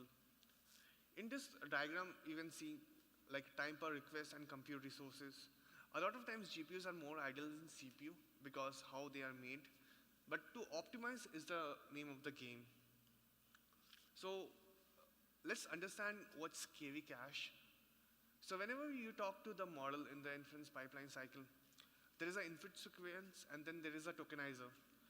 And with the query, key and value, your query tries to find the keys, and if there is already a value, it retrieves from the cache. If there is no, it computes the KV pairs and stores in cache and then generates a token. Suppose you are 10 people are trying to find the capital of a country. Going through that loop again and again will take a lot of time. If there is already a cache, it becomes simpler. Now, if we try to go deeper into the diagram to compare between those two, the first one is without cache. So as we see over here, every time there is a query, the number of table is increasing. It's become more dimensional. But with a cache, values are taken from cache. So overall, it's a simpler table, so simpler and a more efficient infra. The other part is how GPUs is not always fully utilized. We talked about this a bit earlier, but Weight and Biases presented a small study where they observed that even if you have a lot of GPU, average GPU utilization per user is very low because most of the times the GPUs are sitting idle, and whenever there is a task, it is not consuming the entire VRAM and all those things together. Next is fixing slow inference. So how can we fix the slow inference? So we dive into the same problems which creates that. First is the KV cache, where we optimize KV storage and retrieval. Then GPU, where we improve utilization, improve sharing, then induce bashing and sharing. And last is observability, where we measure profiling for resources and token altogether. At first, let's go into the KV cache solution. In the KV cache solution, we have a lot of open source projects which are very popular over there, like VLLM. What it does is like have page attention. Generally, the key value paired is stored as a whole resource. So when you induce pages in it, it becomes more efficient because now you can have more smaller units to talk to. And then a cool part about VLLM is that it induces continuous bashing. What it does is like you don't need to wait for other parameters to be completed. It can be a continuous basis. So you're not waiting for your GPUs to be empty. So it creates around 3x more throughput from our experience.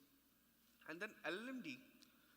So it does a very similar thing where it does this cache-aware routing.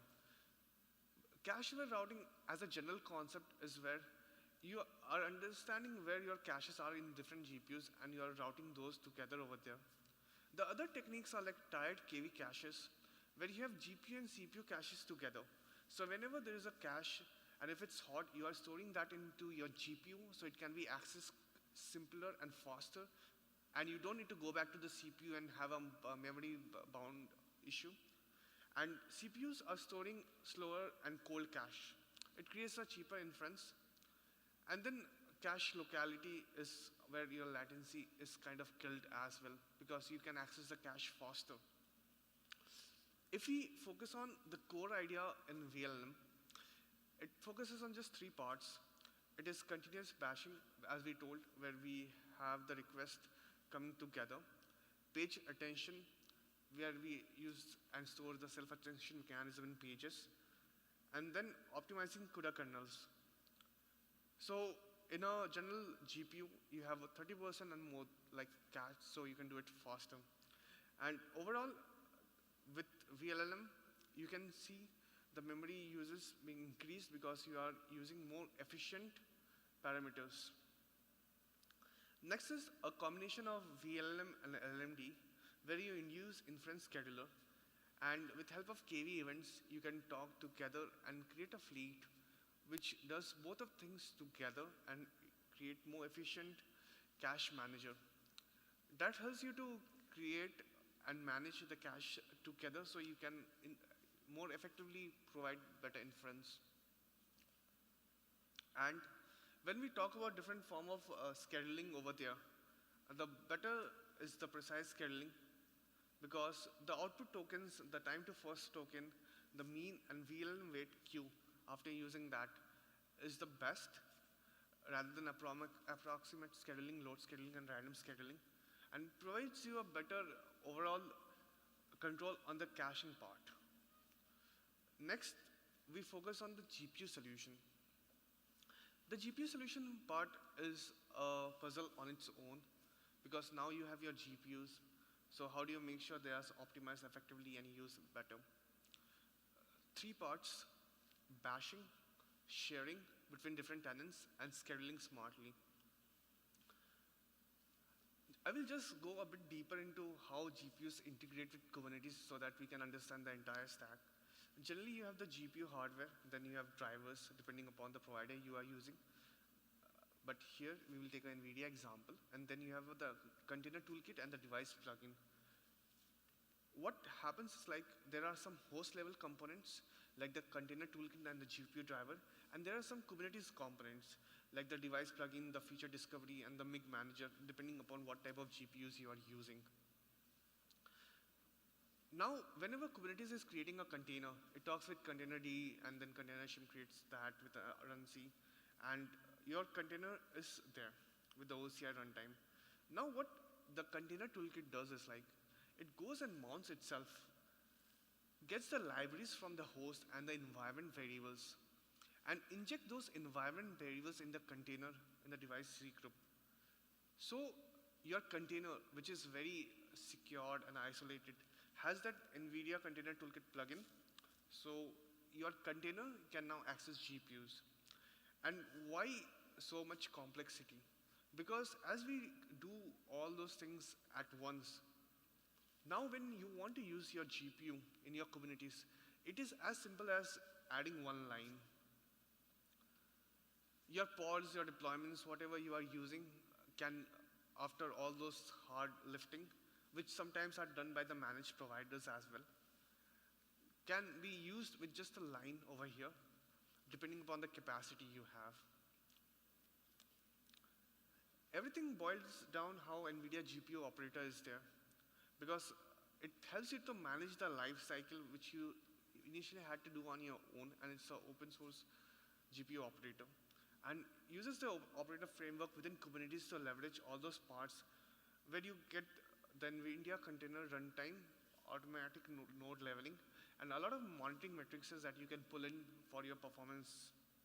So it creates the layer between your hardware and software which can be used effectively. Now, what we are thinking is like, you have your GPU node, you have your pod, and there is the NVIDIA GPU operator together. You have kind of solved how you are serving GPUs, but now optimization is the key. The problems with running GPUs with Kubernetes is like, a lot of task requires a lot of GPU to be used. Like A100 can process one request per second, and this is how the architecture is. That's the reason so much inference takes a ton of GPUs. So you have requests coming in, and each of the requests are taking per second, so it can be quite long.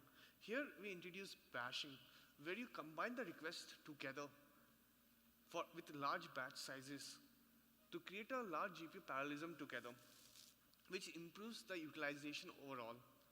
And when the GPU is not saturated, you can double the batch sizes and double the learning rate. But again, there becomes a problem over here. When your batch sizes increase very significantly, you also increase a lot of validation error, induce a lot of validation error over here. And that, then you need to have warm up and allow ramp up over here so that you are more efficient on that part. But overall, to find a balance where you are using bashing effectively and as well as using not very large batch sizes is very important.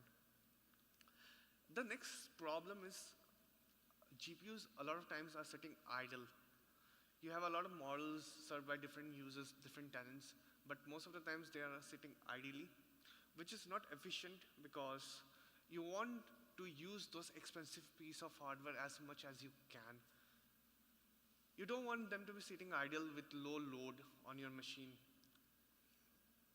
So here, another piece of the puzzle comes into the picture, how you can share GPUs between different tenants over here.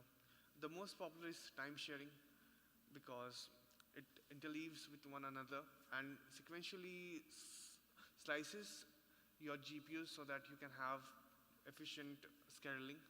But again, it is not that effective, as we will see later on. Then we have MPS, which shares the GPU context between fine-grained sharing of GPU resources. And it is also quite efficient, but the problem is if you are using secrets and all those things, it can be shared across different areas, so it's not that secure. Next, we have MIG, which is more popular, but it only comes with very expensive hardware.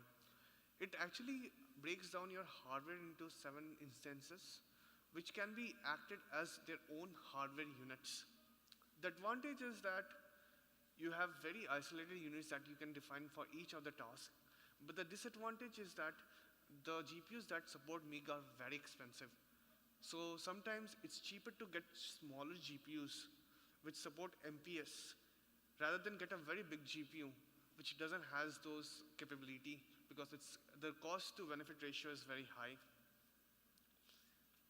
Now, a couple of questions that pop up, like how do you prevent, like when you are using MPS time sharing and all those things, how do you ensure fair scheduling between different tenants? How do you prevent one workload from monopolizing other?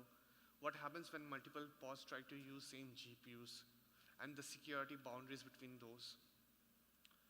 So something like a Kai scheduler comes into the picture, which is a software scheduler from NVIDIA.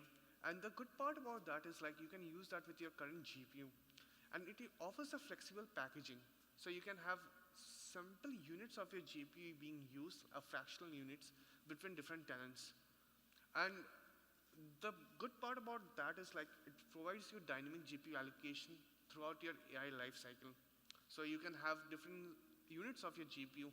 Suppose training requires more GPU than inference, so you can allocate accordingly. With that, your GPU architecture looks something similar, where you have GPU nodes, pods, and the scheduler, and they're consuming over it. Now, if we decide on what is best, that is very dependent upon your situation. But some are not available on every hardware, and the things that are available on every hardware depends on, do you want fractional GPU sharing or multiple small workloads over here. Going deeper into this, now the problem is, even if you have a lot of nodes and everything together, you need to do and make sure your different tenants, for example, tenant A, which is your customer-facing tenant, tenant B, which is your developer-facing tenant, the GPUs they have are utilized. It is not good if your one tenant has very high utilization. And it is also not good if your another tenant has very low utilization.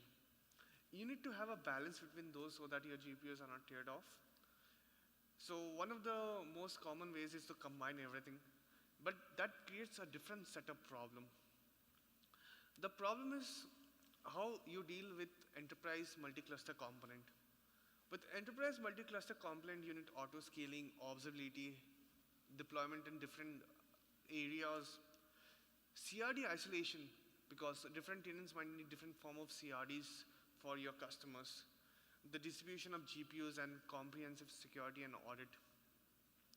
The CRD isolation is a big puzzle because if you combine all those GPUs together and everyone is using something like a namespace isolation between them, so CRDs don't really help over there. Here something like vCluster comes into the picture, which is an open source tool. What it does is like it creates namespaces on your host tenant and creates an API server on top of that. Your tenants actually talk with that API server, which acts like a whole real cluster, and with that, they can access and use GPUs as well as CPUs workload more efficiently while isolating your CRDs or controllers. The architecture changes a bit over here because now you can have GPUs together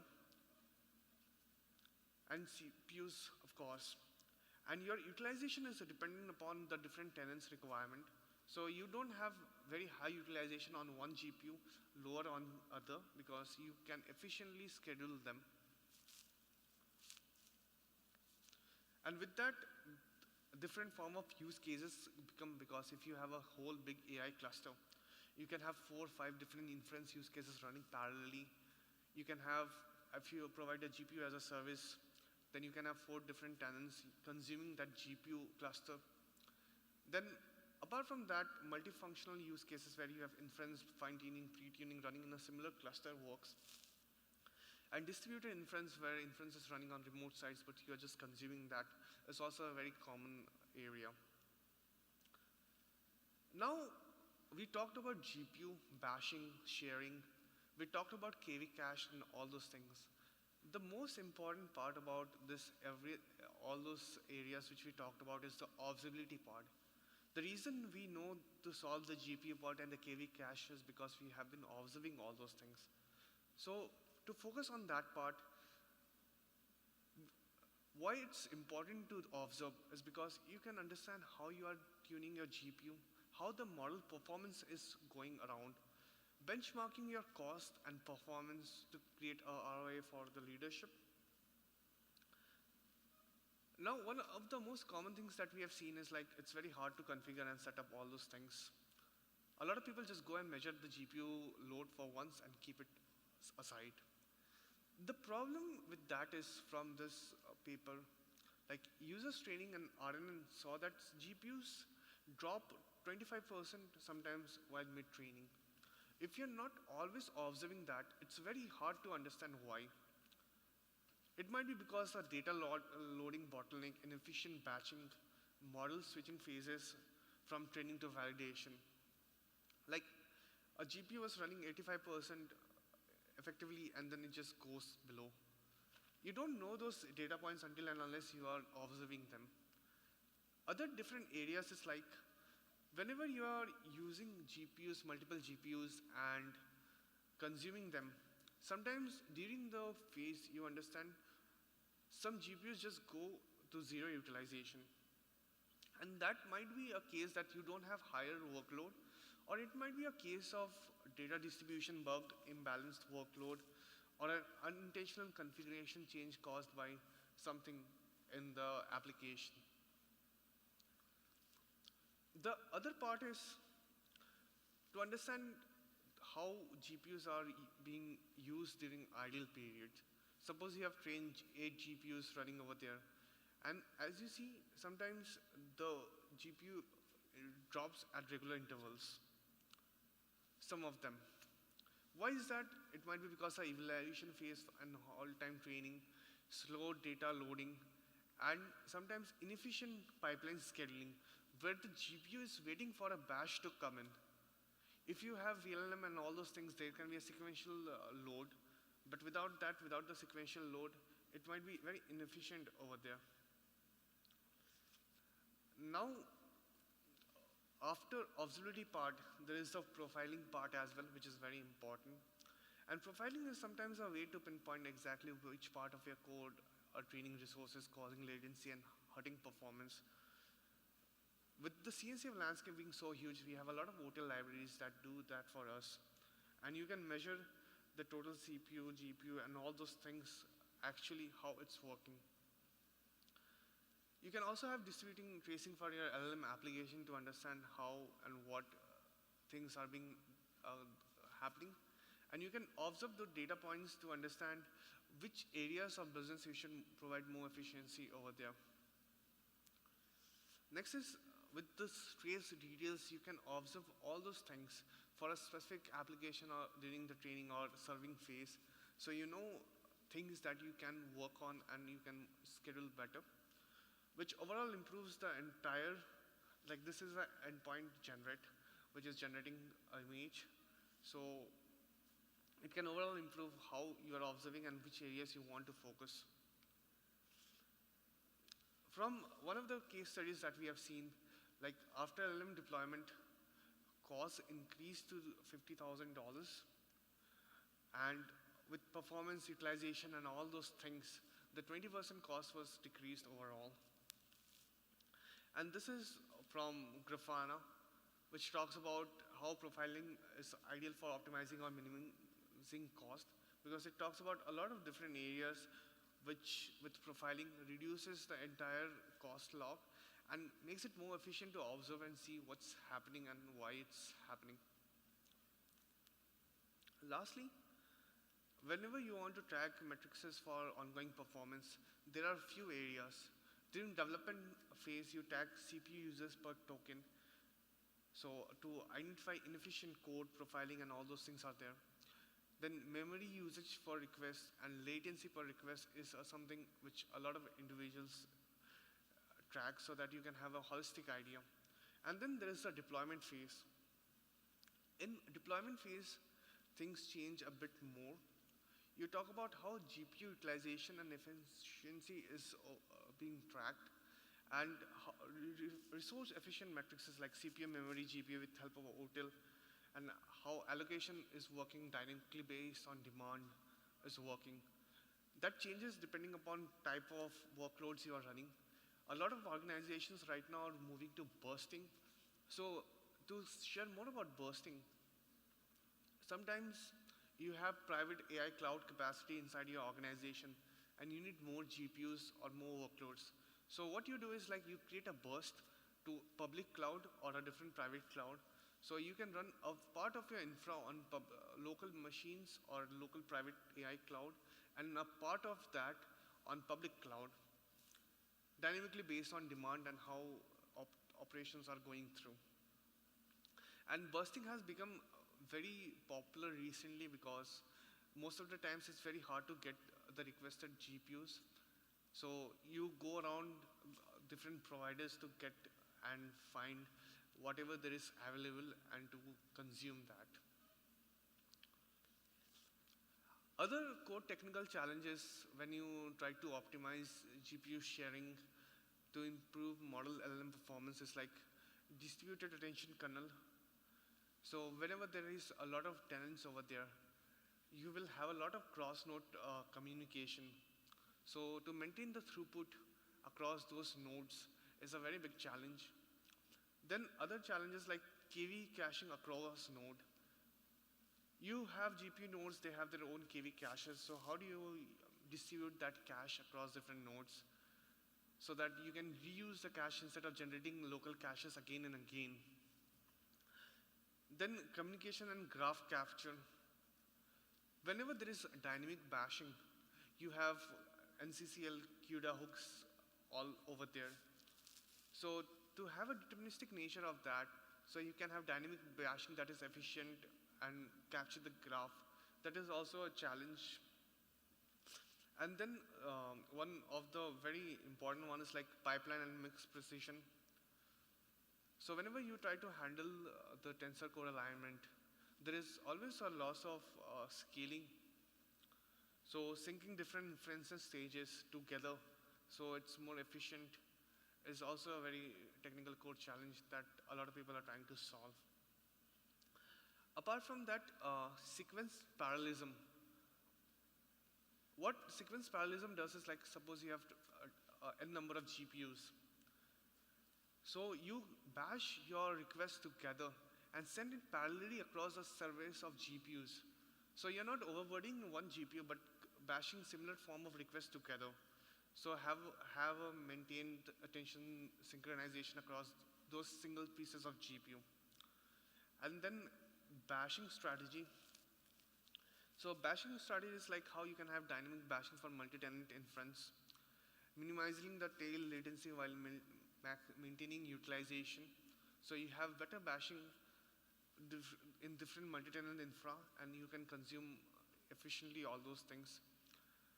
And MOE routing is also quite popular because you allocate your tokens to different expert set of network GPUs. But here a different kind of problem arises because as you are routing your GPUs and tokens to a different form of GPUs, the problem is not about compute, it's about bandwidth. And here the solution you're trying to solve is how you can have cross-node all-to-all communication so that you can have a better efficient routing and serving. So yeah, at the end of the day, you should focus on 3 core areas. One is to cache smart. The second is whenever you are scaling, scale better and see everything, observe everything, so you know what to focus on and what to improve. Thank you so much. This is my LinkedIn if you want to connect. And I'm here for any questions if you have.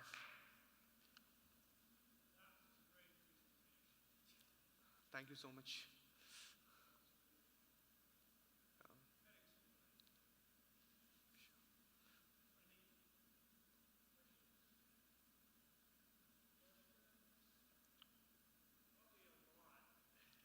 Yeah, it was a like big talk.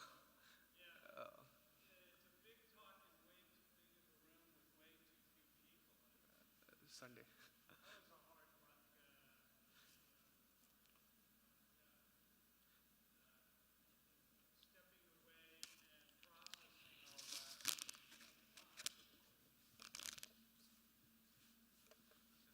Yeah, I was just saying, stepping away and processing, going through your presentation again a lot, just gives a lot to think about. And yeah, I have no question until sometime later this week, probably. Yeah, please feel free to text me on LinkedIn. Yeah. I'm also going deeper into a few of the attention mechanism, so would love to talk. So in your summary on the 3 parts to focus on, the caching, the scaling better, and the observability, which of the 3 pieces would you recommend tackling first to handle figuring out where your bottlenecks are? I think the KV cache problem is quite more important because that can be done more efficiently than the other 2. Yeah, the GPU problem is when you are scaling more, but the KV cache and observability part is how you understand where are the bottlenecks. Yeah. I've also some clean pins that I will drop over here if you want to collect. And thank you so much for coming on a Sunday, and it was great having all of you.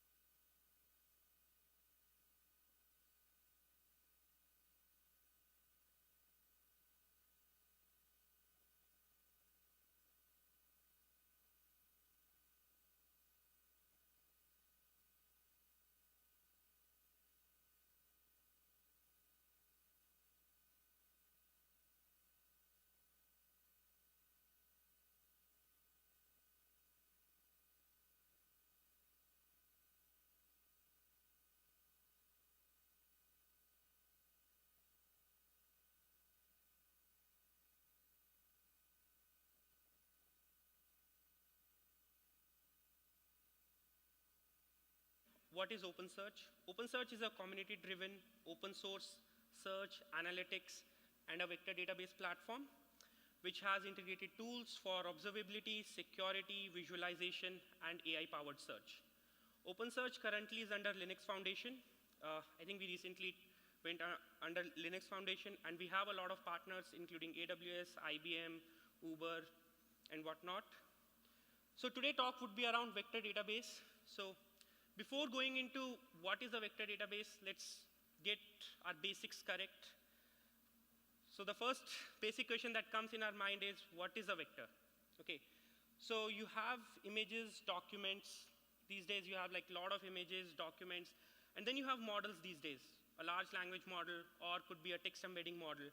When you pass these images or text in a model, it produces a vector. Okay, vector is nothing but an array which contains some floating point numbers. Now, what is present in this vector?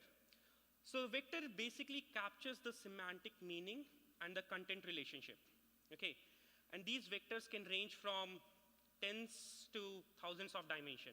Dimension is basically the length of the vector or the length of the array, where each dimension is nothing but a floating point number, which represents a 4 byte. Okay, so that's the basic understanding of vector. So you have images, you pass it through an embedding model, it gives you some mathematical array, and we assume that, okay, this array is capturing all the semantic meaning. Okay, so that's the whole role of an embedding model.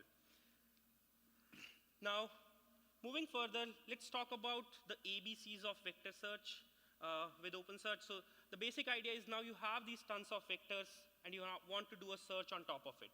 And that's where we'll dive into, okay, how do we perform vector search with OpenSearch? Now, moving ahead, let's first look at the architecture. So anytime you're trying to do a search, you will create an index, okay? And in this case, it would be a vector index. So now first, let's look at the architecture of an index. And this is still at a very high level, so let's just go right into it. So within OpenSearch, everything is represented as an index. So you create an index for your text data. Okay. Similarly, for doing vector search, you create a vector index. Now, what is a vector index? A vector index is similar to an OpenSearch regular index, where every index has a lot of partitions. We call it as a shard. Okay. And since OpenSearch runs on top of Lucene, so every shard is nothing but a Lucene index. Okay.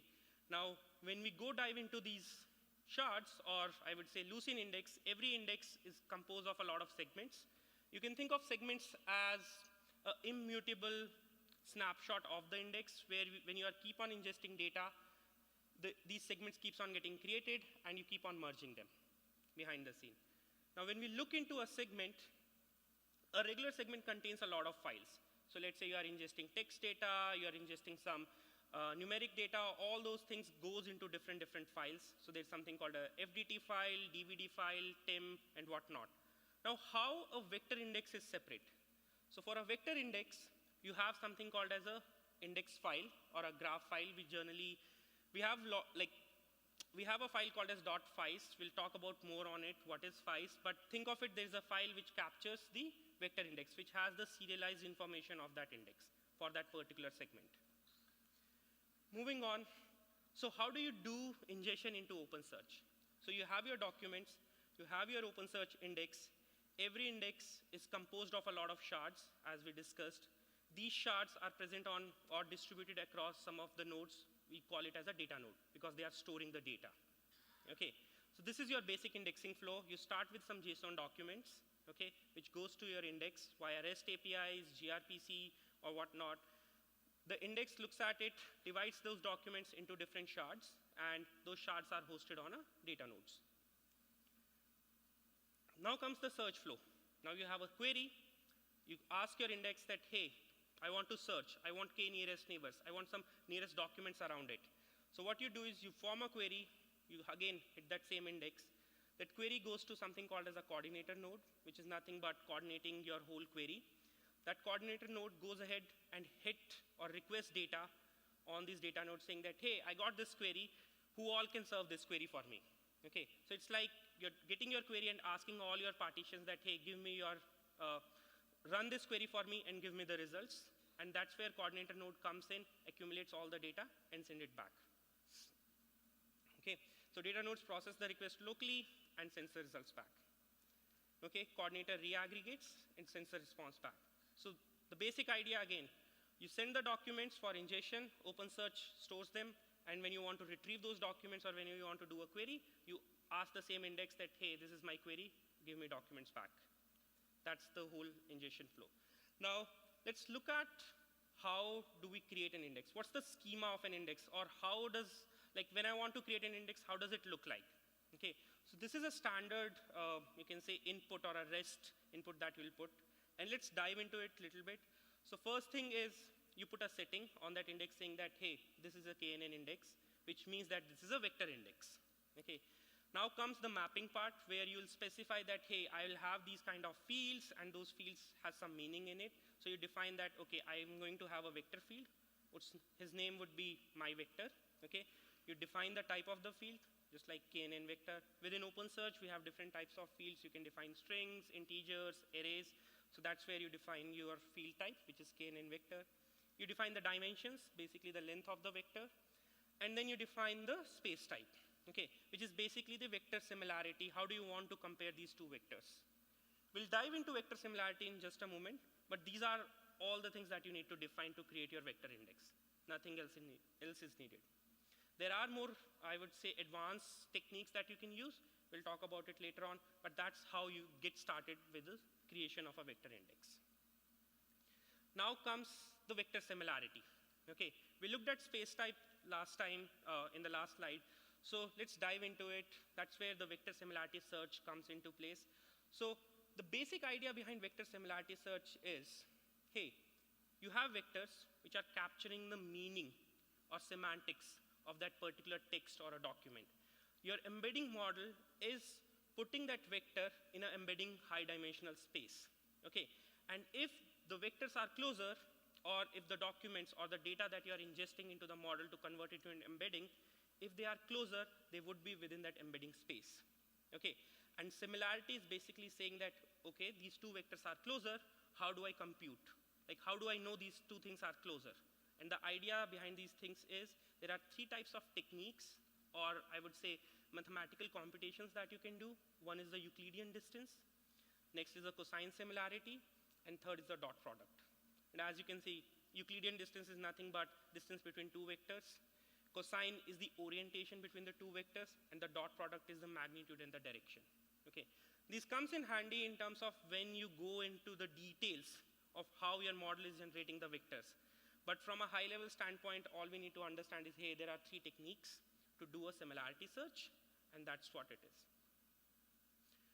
Moving on, the next question comes in our mind is, why do we have to go through all these things? Like, why vectors are needed? Okay. So vectors are needed because they compute the closeness, okay, behind.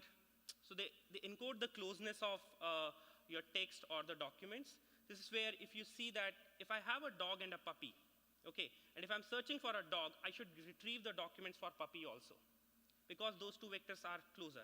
But if you are trying to search for dog and then you hit into something like cars, you will never get those things, because the vector for the car would be in a very different space. Okay, so that's where the vectors comes into place. Moving on, now Naveen, who is one of my colleagues, will go through all the different features of OpenSearch as a vector engine. Okay, handing over to Naveen. Thanks, Naveen.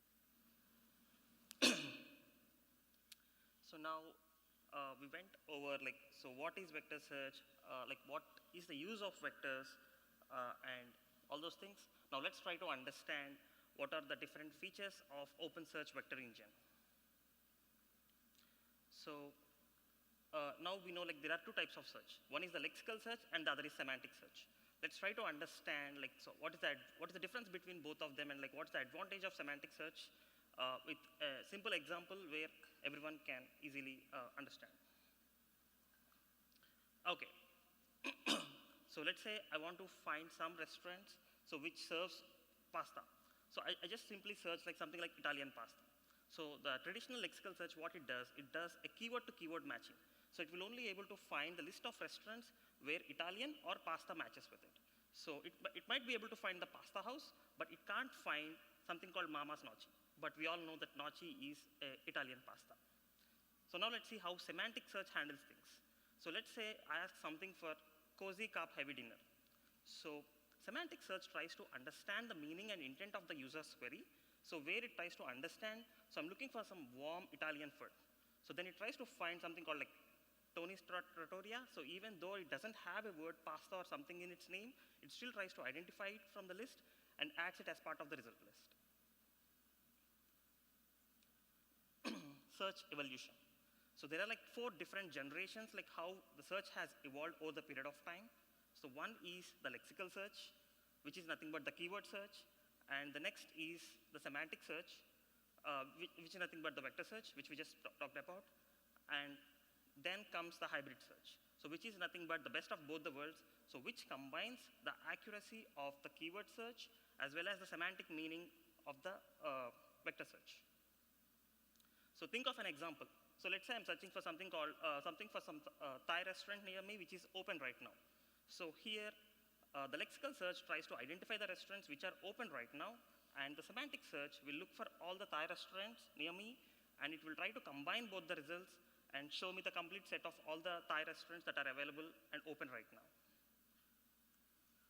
And next comes the agentic search, which is the future. So which is like quite popular these days. So which takes the user's query, reasons it, and like breaks it down into multiple steps and tries to execute them for you and like returns the results. So let's take an example and understand it. So when I say like, show me some Thai restaurants like which are available at 8 p.m. and I'm also looking for some veg options. So it will try to find all the spots near you, and it will try to find all the Thai restaurants near you that are open at 8 p.m. and it also checks the menu for you, and it will understand like, it will look for the veg options in it, and like it will show the full list of Thai restaurants. And so now we understood like, so OpenSearch supports the vector search capabilities. So, but what is the heart of it? Like, so what is the core component of OpenSearch that supports these vector search capabilities? So which is nothing but the KNN plugin. So KNN means like K nearest neighbors. So yeah, think of it as an engine under the hood, which does all the heavy lifting for you. So when you send a semantic search query to OpenSearch, so KNN takes that query, process it, and it leverages some of the powerful optimized search libraries under the hood, which are nothing but the FIs and the Lucene engines, and it will process the query and it will return you the results. So, and KNN is also something like which is a highly sophisticated, scalable plugin, so which can handle millions and billions of vectors at a sub-millisecond latency. And how is it achieving it? So it is achieving it using ANN. ANN stands for Approximate Nearest Neighbors, which we'll talk about it in a moment. So the next comes. And now we will discuss about different types of search which the KNN supports. The first is the exact KNN or the brute force search. So what is brute force search? So this is something like which we all know about, where the query vector will compare its distance, or it computes its distance against each and every vector that are present in the vector index. So this is a brute force search, like as it keeps searching against each and every vector in the index. So it will give you a best results where the recall will be 100% with perfect accuracy. But the catch is like it is computationally expensive because it needs to compute its distance against every vector in the index. So this is ideal for small data sets or for some filtering use cases. So here is a real-time example. So let's say if I'm searching for some a Dell brand laptop which has an i9 processor. So it will try to apply those two filters of Dell and as well as i9, and then the subset of the list would reduce down to 500 laptops. Then it will just do the exact search on top of those 500 documents or that 500 results, and then it will return you the top 10 or top 50, like whatever user asks for. The next comes is the approximate KNN search. So think of a case like where I have like millions or billions of vectors in it. If I want to do exact search or brute force search on top of all those documents, then it would take a lot of time. So that's where approximate KNN search comes into picture, where it will only do the distance computation for your query vector against a subset of vectors using the graph structures that it uses to build, and that's how like it will return you the accurate results in sub 100 millisecond latency, even when you have billions of vectors ingested in the vector index. So there are two algorithms that supports approximate KNN search today, which is HNSW and IVF algorithms, which we'll talk about it in a moment. And also, like, yeah, we also have a real-time example here to understand approximate KNN search.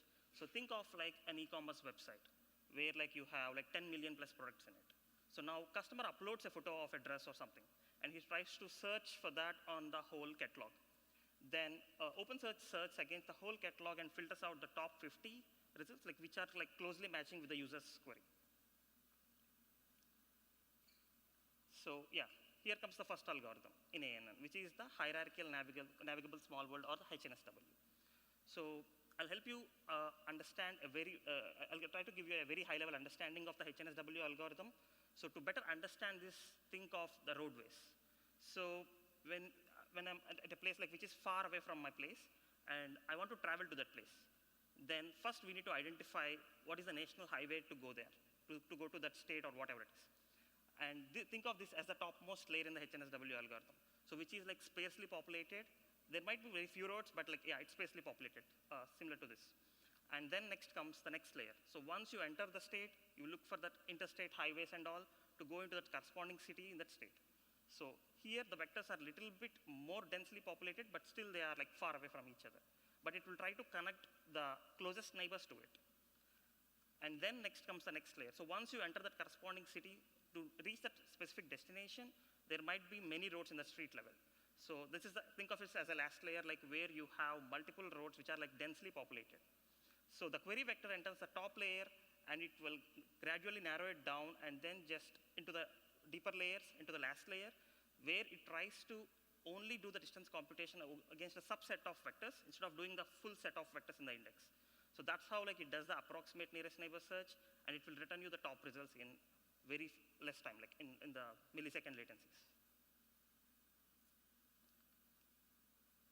So next comes the IVF algorithm. IVF, or the inverted file algorithm. Think of this as sections inside a library. So instead of, when you provide all your vectors, it will start creating something called clusters by grouping them, or group the vectors into different centroids, different clusters, where it will elect its representative, which can be called as a centroid, so which is nothing but an average of the vectors in that specific cluster. So once it forms all the clusters, so now when I send a query vector, instead of like doing the distance computation against each and every vector in all the clusters, it will try to do the distance computation against the centroids, find the nearest centroid, and then it will start doing the distance computation against each and every vector inside that specific cluster. And that's how like it will do the approximate search, and it will return the top results back. So for example, in this example, we can see that the query vector is doing its distance computations against the green one, basically, the green cluster. So now we just got a high-level understanding of like what HNSW and IVF is. Like, let's quickly try to compare both the algorithms and see the trade-offs. So as we just saw, like HNSW is a graph-based algorithm where it constructs like multiple layers of proximity while ingesting the data, and then during search it will parse through those graph layers while processing the search query, and then like it will return you the results. Similarly, like IVF is a cluster-based algorithm where it will try to form clusters or buckets, group the vectors into clusters or buckets, and then perform the search against only those subclusters. And HNSW is best for when you have like enough memory to process the request. So this is good for memory-rich environments where it will process the request in low query latencies, but it will also provide you very high query quality in terms of results. Unlike HNSW, IVF is good for memory-constrained environments, like where you don't have enough memory, but it can still help you process your request. But the trade-off here is like, the query latency is low, but the quality of the results might not be that great as HNSW. So here is a quick comparison of the trade-offs. So where we can see, in terms of memory, HNSW might need slightly higher memory compared to IVF. And in terms of indexing, HNSW is fast, and IVF is like much more faster. But HNSW doesn't need a training step, but IVF does need training. And in terms of recall quality, yeah, HNSW is superior compared to IVF. So radial search. So what is radial search? So not all the times and not for all the use cases, we just need the top k nearest neighbors. Sometimes we also need the results, so which falls under a given threshold. So let's say like I want to find all the results like which are in a given distance or which falls in a given score threshold. So that's where radial search comes into picture. So where, it returns all the vectors that falls in a given distance or the threshold of the score. So think of a real-time use case like where I want to find an accessory that is at least 85% similar to a given mobile or something that I provide in the user input. So then it will try to find all the relevant points that are like matches that similarity and lists out all of those results. So multi-vector and nested search. This is another interesting search which most of the users will use. So for example, think of this way. So I have a very big document. It has a lot of data in it. I can't fit all of that in one vector. So I need to like chunk it down into small chunks, and I need to generate embeddings for each of those chunks. But I want all of them to fit in one document because I don't want them to ingest as a different vectors. Because if I search for one for a vector like which is matching in it, I want the whole document to be written down. So that's where the multi-vector or the nested search comes into picture, where you can ingest, include multiple embeddings in the same document and ingest it as a single document. When you search, it will try to perform the search against each individual vector and tries to get the best score out of it, but it returns the whole document back to the user. And there is also a capability where you can aggregate the scores of each individual child vectors and then aggregate them into the final score and compute your results based on those aggregated scores. So here is another use case. So when you are searching for some sofa, so like in an e-commerce website, like something like sofa has 3 different images. Let's say like front side, and the texture of the sofa, something like that. We never know like so what is the user's query. If it can match to the front or side or something else, but it will try to return the full set of details of the sofa back to the user. Though only one of the vector matches to the user's query, like it will return the full set of sofa details back to the user. Okay, so now we understood like, so what is vector search, like what are the different search capabilities it has. And we know like what is L2, what is cosine similarity, what is inner product. So to perform a vector search for a query vector against a number of vectors in the vector index, so it needs to do the distance computation. Distance computations are CPU intensive.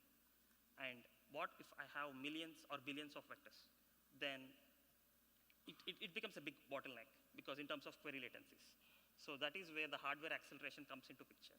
So these days, like all the modern CPUs comes with support for all this modern hardware acceleration, where it will help you to parallelize your distance computations, and like it can help speed up your queries or the ingestion rate as well, and it will reduce your latencies, but 10 times to 100 times in terms of throughput. So to achieve this, like this is something called as SIMD, which is a single instruction multiple data, where it can process, like think of this way, like both the architecture, Intel as well as the ARM architecture, both supports the SIMD. So Intel supports 2 types of SIMD. One is the AVX2 and the other is AVX512. So think of it this way, like AVX2 can process like 8 operations in like 1 CPU clock cycle. To explain it in simple terms, think of it like it can add 8 numbers in like 1 clock cycle. So similarly, AVX512 can process like 16 of those operations in like 1 CPU clock cycle. And then like we have something called as bulk SIMD. So where you batch a group of vectors and process SIMD at the same time on those set of vectors, so which is called as bulk SIMD, like which is giving much more better throughput in terms of query, and like it can also improve your query latencies. We will see this with a real-time example like in just a moment. So now let's try to understand the classic inner product, like which is what the legacy vector search used to do. So now I'm trying to do a classic inner product on 2 vectors, A and B, of dimension 12. So in the legacy way, like we need to multiply each and every element one by one, and then add it to the accumulator, and then go to the next element, and then do the same thing. So this would take a lot of time. If my vector length is something like 768 dimension, 1024 dimension, or 1536 dimension, so which is like the standard dimension of every vector which the standard LLMs usually generate. So then comes the SIMD part. So here we can see like instead of like processing one element at a time, so it is trying to take a chunk of the vector, which is like 4 elements at the same time, trying to do the product as well as the accumulation at the same time in one clock cycle. And then it proceeds to the next chunk of the data and so on. So based on our experiments, we have seen that using SIMD compared to the legacy way of doing in a product, like we have seen like more than 220% improvement in QPS.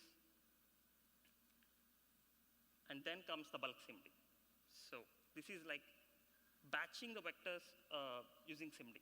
So in SIMD case, like we have seen that like we are processing the query vector and like one data vector at the same time. So now we can see that like we are trying to load the query vector as well as like 4 other raw vectors like that which we need to process into the registers and parallelly processing all of them at the same time using 5 different registers. So this way like you can parallelize and process things even more faster and like you can reduce the latencies. So yeah, so you can see that like first it processed like the first set of chunk of data and then like it moved to the next one and so on. Using bulk SIMD, like we have seen from our experiments that like 130% more improvement in QPS over SIMD. So here is a representation of like the progress and the improvement we have seen from our experiments using the scalar version of the vector computation versus SIMD and bulk SIMD. So we can clearly see like we are close to 300% improvement compared to the traditional way of achieving the QPS. Okay, so now we understand what is vector search, what are the different search capabilities. But not all use cases can be done by just doing vector search. We still need something more, something like filters.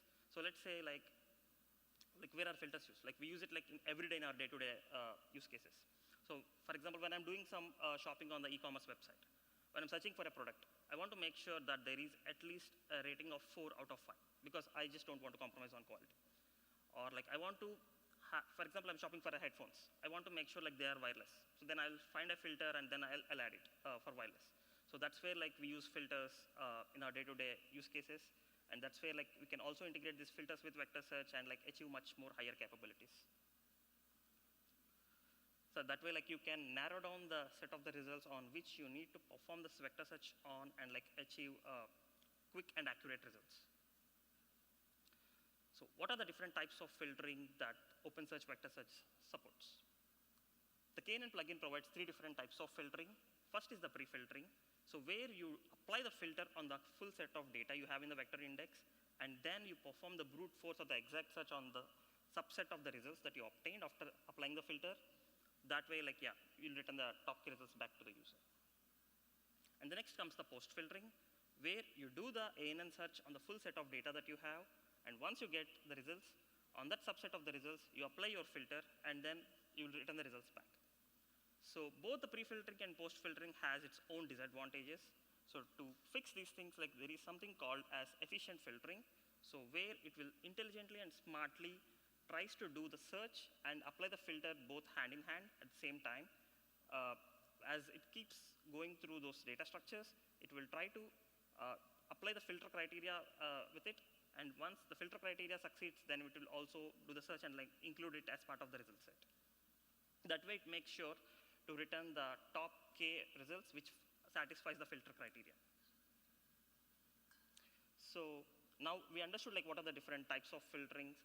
Let's also try to understand as a developer like how can we like write a code in terms of like how can we create a pre-filtering query JSON, basically query DSL.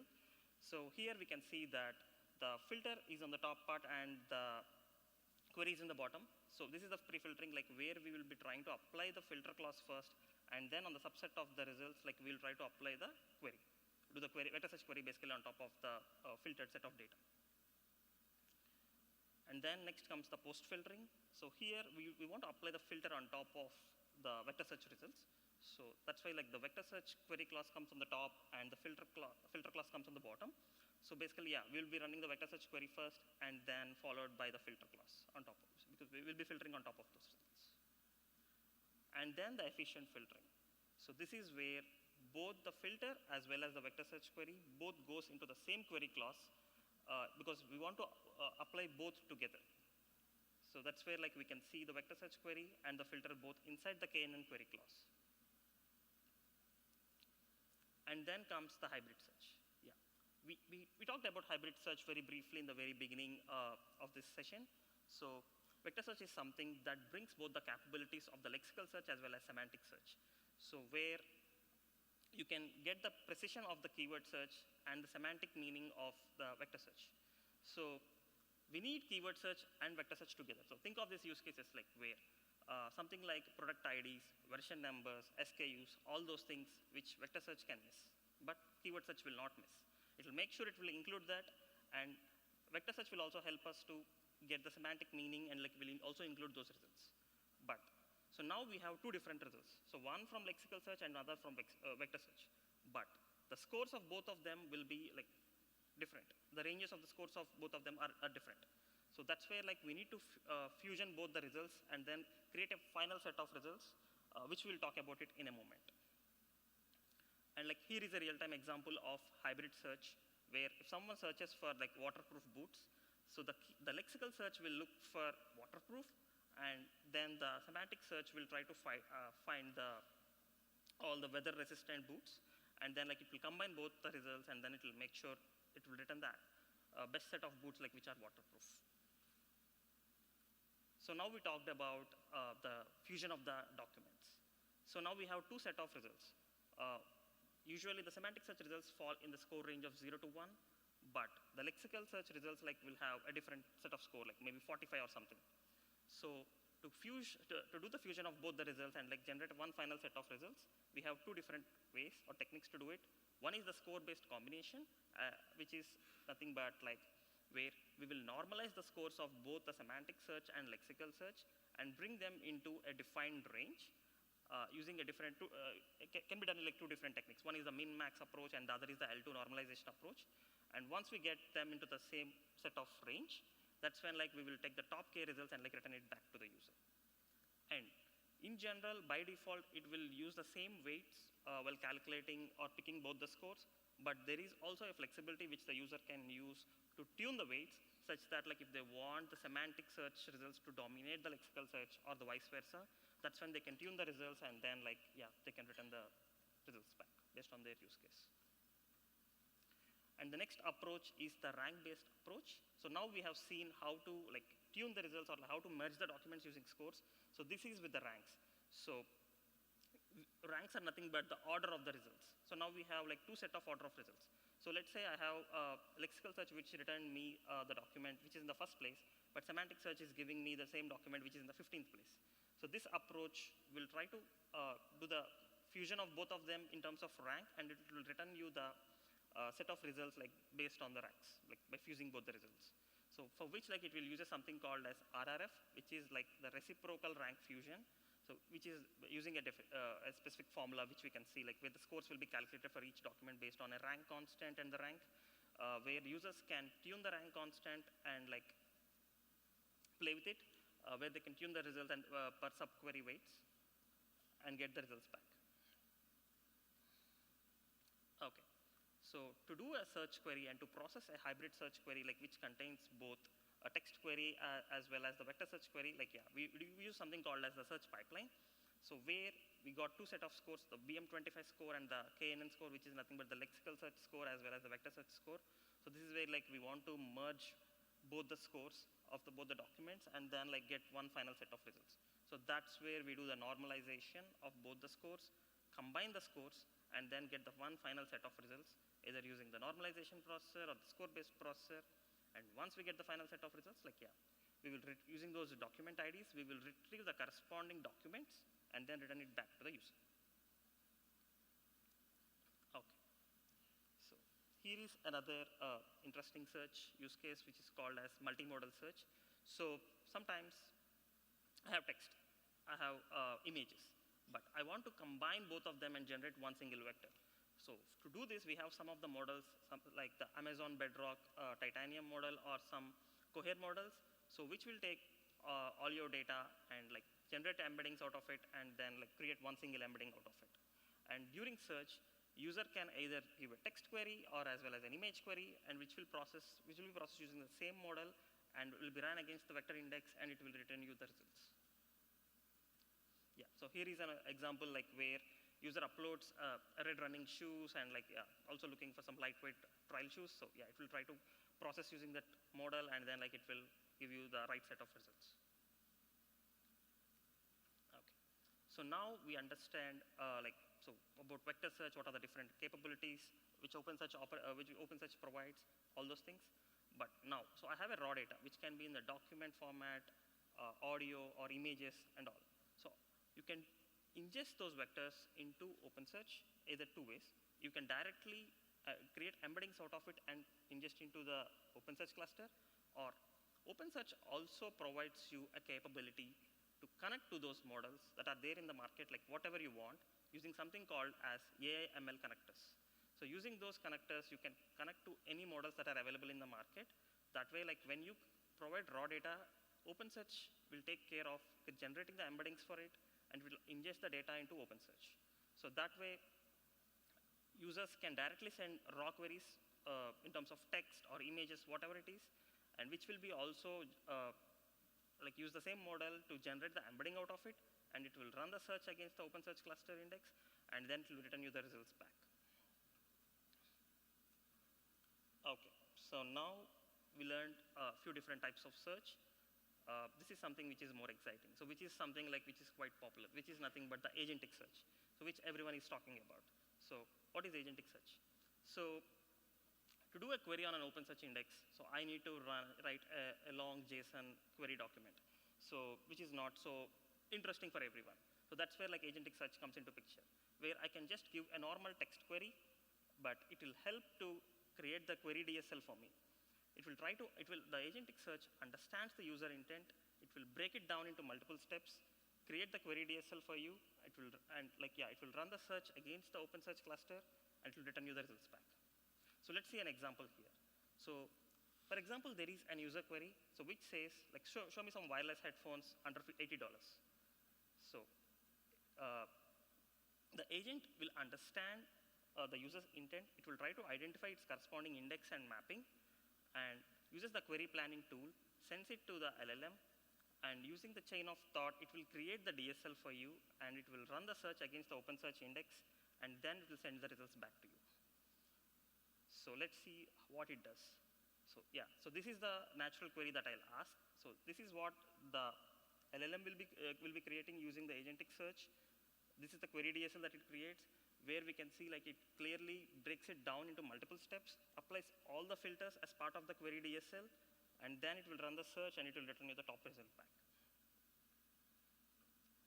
Okay, so what are all the different components that I need to build an agentic search? The good part is OpenSearch provides you all the required components that can be used to build the agentic search system. So which we can see here. The first is the Keynote plugin, so which is where like you will be using to store all the semantics or the vectors and do the search on top of it. And then the ML commons, like which will provide you all the LLM abilities, like provide you all the connectors to connect to different models and like generate embeddings. And then the neural search, which provides you with all the pipelines, both ingestion and as well as the search pipelines. Think of this as an abstraction on top of the Keynote plugin and ML commons, where like it will provide you all the pipelines where you can use it to connect, connect to a model and generate the embeddings out of it and ingest it. And the search pipelines is this the way like where you process a search query. This is like an API or a pipeline where you can use it to like generate the embeddings and do the search. And this is where the normalization is done and combines, which uses the scores of both the subqueries and like generates the final set of results. Flow framework is an orchestration for this agentic pipeline, so which will break down all the steps that it needs to do and like executes the steps one by one. Yeah, so this is how it does the shopping assistant thing, like where it takes the user query, uses the query planning tool, works with the LLM, create the DSL, run the search, combines the scores using the pipeline, and then like returns the results back. And not just that, it will also remember the memory, it will also remember the conversation that's happened as part of this thing, and it will store it in the conversation index. So next time when the user comes and asks a similar query, so show me something which is less than $50, then it will understand the intent of the user by trying to pull the information from the conversation index, and then it will try to show the same set of wireless headphones under $50. So let's also try to understand the architecture of building this agentic shopping search system using OpenSearch. So this is the user query, and once users connect its corresponding agent and sends a request, it will try to use its corresponding tools, like the list index and index mapping tools, and it will by itself fetches the index and its corresponding mapping, and it will try to process the request and sends the request to the LLM using the flow framework, which is the orchestration tool. And then the LLM works with the query planning tool to generate the DSL with the chain of thought, and then sends the request to the neural search, where it will run the subset of queries, both semantic search query as well as the neural query with all the filters applied on top of it. And that's how it returns the results and sends it back to the user. So we can also see there are multiple different indices that are being created and ingested as part of this flow, where it also have the K-NN vector field for the actual embeddings. And then if user is using any sparse vectors, it will also store in the sparse vector index. And then there is one for the conversation memory, and then the BM25 for the keyword search index, basically. VectorDB, the brain and memory of AI search. So to do this agentic search, or for any AI agent to work, so it needs the VectorDB, which is the heart and the core of it. Without that, it cannot function anything. So this is where it has the semantic memory, the working memory, the long-term memory, and the episodic memory, everything. So without the VectorDB, it cannot function. Without the VectorDB, the agent is completely blind. Okay, so now I'll pass it on to Navneet to talk about scaling vector engine. Thank you, Naveen. It was a good presentation. We talked about a lot of features. So as you can see, OpenSearch as a vector database has a lot of features, so it's feature rich. The next question that comes in our mind is, hey, can it scale? Or how does OpenSearch as a vector database scale? So within these few slides, we'll dive into it. So let's start with the first thing. How does OpenSearch evolve? Okay, and we are evolving towards as a trillion scale vector database. So OpenSearch started in 2019, 2020. We are seeing at that time there were only tens of millions of vectors which was present. And then slowly once we reached to 2021, we started to see 100 million or a billion vectors which is present in an index. Then in the last year, we were seeing a billion to 100 billion. And now with this conversational memory and all these agents, what we are saying, the scale is moving toward trillion. Okay, and OpenSearch can scale up to trillion scale. And let's look at how it scales. Okay, so the first thing that we can talk over here is, as we discussed earlier, the vector is nothing but an array of floats, and every float is represented using 4 bytes. And anytime I have to do a distance computation or any kind of computation, I have to bring that data into the memory. Okay, so this is where OpenSearch has a lot of quantization techniques which can take your original 32-bit vector, okay, which is in high dimension. It has 3 types of quantization techniques. It's product quantization, scalar quantization, or binary quantization, which can help you either reduce your dimensions or it can reduce the data per dimension. So if you look at something like product quantization, it can reduce your vector dimension from 1024 to something like 256. If you look at scalar quantization, so it can take your 4-byte dimension and convert it into a single byte, or maybe 2 bytes if you're using FP16. And then comes the binary quantization, where each dimension is getting represented in a single bit. So let's talk about a little bit binary quantization over here. As I mentioned, the 32x memory reduction. So you can see from a 32-bit float, you're going to single bit per dimension. So you can see there's a 32x reduction. Okay. Now, what we do in all these techniques is we take your original vectors. We have our algorithm for binary quantization and scalar quantization. We compress those vectors and store them. Okay.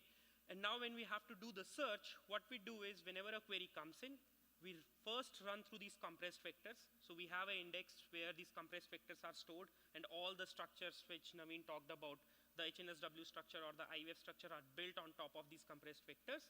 So you first go ahead and do the search on these compressed vectors. And as you know, whenever you are doing compression, and as we move from 32 bits to single bit, there would be a precision loss. So how do we get out of that precision loss and make sure that we get a good accuracy? And this is where OpenSearch also stores your full precision vectors on the disk. So whenever you are searching, let's say you are searching for 100 neighbors, we go ahead behind the scene, overfetch the vectors. So basically, if you are searching for 100 neighbors, we go ahead and fetch 500 neighbors for you. And for all those 500 neighbors, we go back to the disk, retrieve those full precision vectors, and rescore them. In this way, we are able to maintain a precision of 90% and above. Okay, and once your vectors are rescored, we send the response back. So that's how a simple, you can say with compression and rescoring, we are able to achieve good recall and also able to reduce the memory footprint. And again, since we are going to disk, this would be a little bit higher latency. And that's where we are seeing like I would say 200 to 300 milliseconds on a good amount of data we are able to see. Now, one of the next thing to be a trillion scale vector database is, hey, you should be able to ingest these many documents. You don't want to ingest, let's say, trillions of vectors in like a month. And that's where last year OpenSearch launched something called as accelerating your vector ingestion using GPUs. Okay, as we know that as the documents are coming to the OpenSearch domain or OpenSearch cluster, we first take it and divide it across the shards. This is all doing pure CPU computation. Okay, now with the GPUs, what we have done is you don't have to provision your GPUs within the cluster. Okay, because GPUs are costly, and you don't want to provision a cluster or provision a domain which has all these GPUs running which are only required for indexing. And that's where what we did was we actually built out a separate fleet, or you can build out a separate fleet using OpenSearch, where you can host all your GPUs and you can connect your OpenSearch cluster through to this GPU fleet. So the idea around this is whenever you are indexing the data and at a shard level you recognize that, or the system recognizes that, hey, doing an index build on this data node is computationally intensive, maybe I should put this, or maybe I should send this job to the GPU cluster. Okay, so the idea would be on the shard, we'll identify it, we put this data into a intermediate store, maybe S3 or Azure blob store, and then we'll let the remote vector index build fleet where you have running GPUs know that, hey, there's this vectors uploaded, can you build an index for me? It builds the index, uploads it back, and your shards downloads this information. And all these things happen as you are doing indexing. You don't have to think about, oh, you will not see any CPU spikes because we are not building anything computationally, or we are not doing any computationally intensive on the data nodes. This way, all your searches which is happening behind the scene work seamlessly. At the same time, once you are done with your indexing and you don't need this fleet, you can actually destroy it. Okay, it does not impact your cluster. There is no chatting happening within the cluster. Oh, these nodes are coming up, these nodes are going down. It's all separate out, and it can work. Now, since we have seen this architecture, what are the performance that we are observing? So within our benchmarks, what we saw is we are seeing 9.3x faster index builds. Okay. We are seeing reduced CPU utilization. Since nothing is happening, I'll not say nothing, most of the heavy lifting is happening on the GPU node, so we are seeing a reduction in the CPU utilization by 2.5x. And then we are seeing a cost reduction by 3.74. So earlier, when you are building an index in 3 days for millions or billions of vectors, now you are able to build it within a day. That's how you are able to save your cost. Okay, you don't need to over-provision your cluster, or you don't need to provision a cluster behind the scene, ahead of time to do a heavier ingestion. Okay, so those are the performance numbers we are seeing with the GPUs. Moving on, so we are doing all these things, we have built all these features. One thing that comes in my mind is, and I keep on asking our team is, hey, what is our goal for, why we are doing these things? And one of the goals that we are setting ourselves for this year is we want faster indexing with minimal memory footprint during search. Okay, So the idea is you should be able to ingest your documents faster, and then when you are searching, you should be able to search with minimal memory. When I say minimal memory, let's say if I'm doing one query rather than, let's say, using 100 MB to do the search, can I do it with 10 MB? Okay, so how you can reduce your per query memory footprint, because the moment you reduce your per query memory footprint, you don't need large machines which has huge RAM. Okay, so that's our goal for this year, and you see some of the features that we have built, like the GPU-based indexing is able to do the faster indexing. We'll talk about some of the next items that we have for search. So a few of the things that we are looking for is the vector reordering, where we want to order our documents on the disk in such a fashion that we are able to retrieve it quickly. Okay, that's how we can, if we don't have to fetch a lot of data from the disk and we don't need to bring them in the RAM, reducing the memory per query footprint. Then comes prefetching of vectors. So the main idea behind this thing is when you are doing computations, can I behind the scene fetch the data so that when my CPUs are ready, they are able to basically take that data and do the search. Similarly, we have a couple of more ideas around it. One is going beyond 32x compression. So keep an eye on the GitHub. We'll be all soon releasing these features. This, like, you can take a photo of these. These are some of the blogs and the features that we have launched, where you can go ahead and read about it: GPU acceleration, disk-based vector search, our other capabilities of vector database and whatnot. With this, you can reach out to us on forums, events, blogs, GitHub. You can take a photo of this, and you can reach out to us. We'll be happy to talk to you. We are looking for maintainers on this. And thank you. If you have more questions, please do let us know. I think there's one question. Wait till I get to you with the mic, please.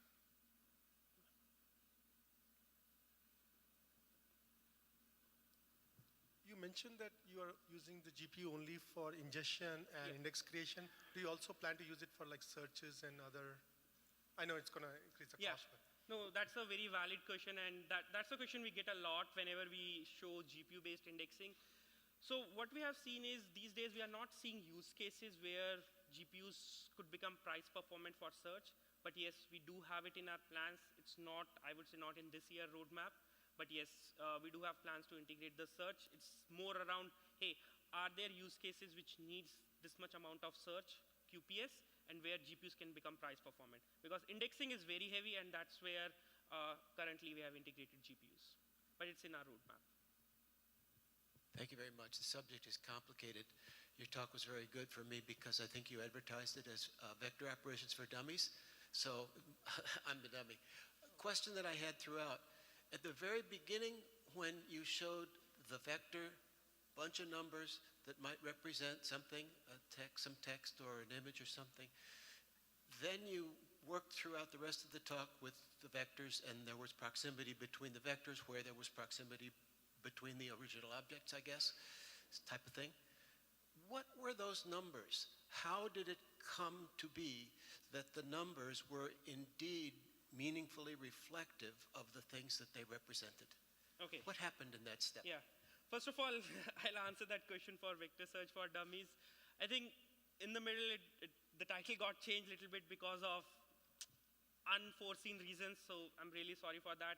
But yeah, the idea over for this presentation was to provide you all the features, rich capabilities of vector engine in OpenSearch. Now let me answer your other question around that numbers. So those are all the things which are happening inside the model. Okay, so think of it like this. Whenever you talk about, let's say, ChatGPT is like X billion or trillion parameter model or whatnot. So the idea is whenever you have your text, these are all represented with some weights. Okay, or some numbers are exactly given to it.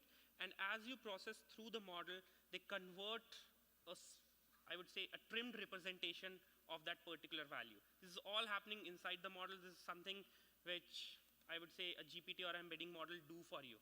Okay, nothing specifically. I'm not a scientist, so I cannot explain much more inside it.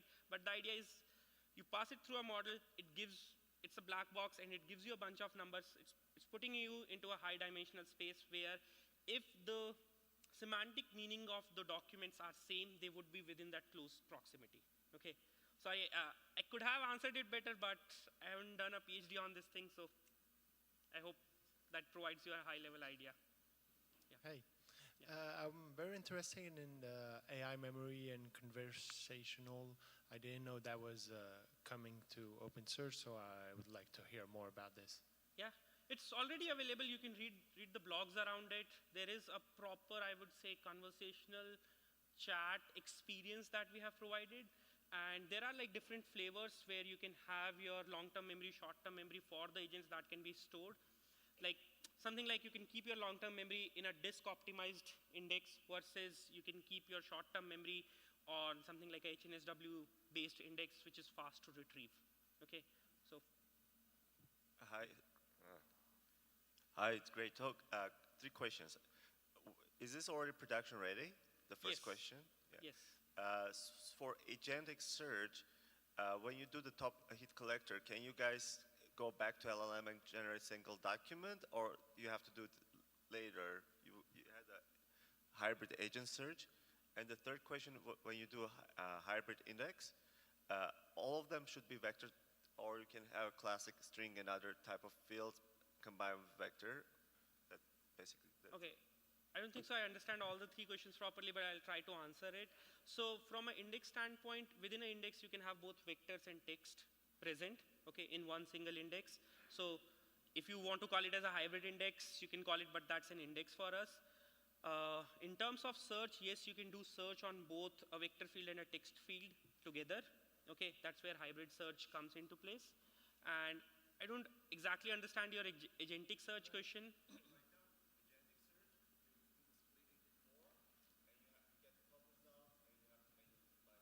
Oh, no. That's not. Agentic search is more like you got your text, okay, and we send that text query to LLM, and LLM uses the tools which we have provided within the OpenSearch. Let's say it needs to look for mappings, it needs to look for, hey, what types of queries are supported to generate a particular full OpenSearch query, and then rest is taken care by OpenSearch. Yeah. Okay? It translates English into OpenSearch. So when you're asking your question, so it doesn't know to which, you're not providing the details of the text, providing the details of the index. So it needs to, it uses its tools like list index tool, index mapping tool, and all those things to identify the corresponding index which maps to your query and sends that details to the LLM. So in terms of LLM also, it also provides you all the different, like connectors, which you can use to connect to any LLM that you want.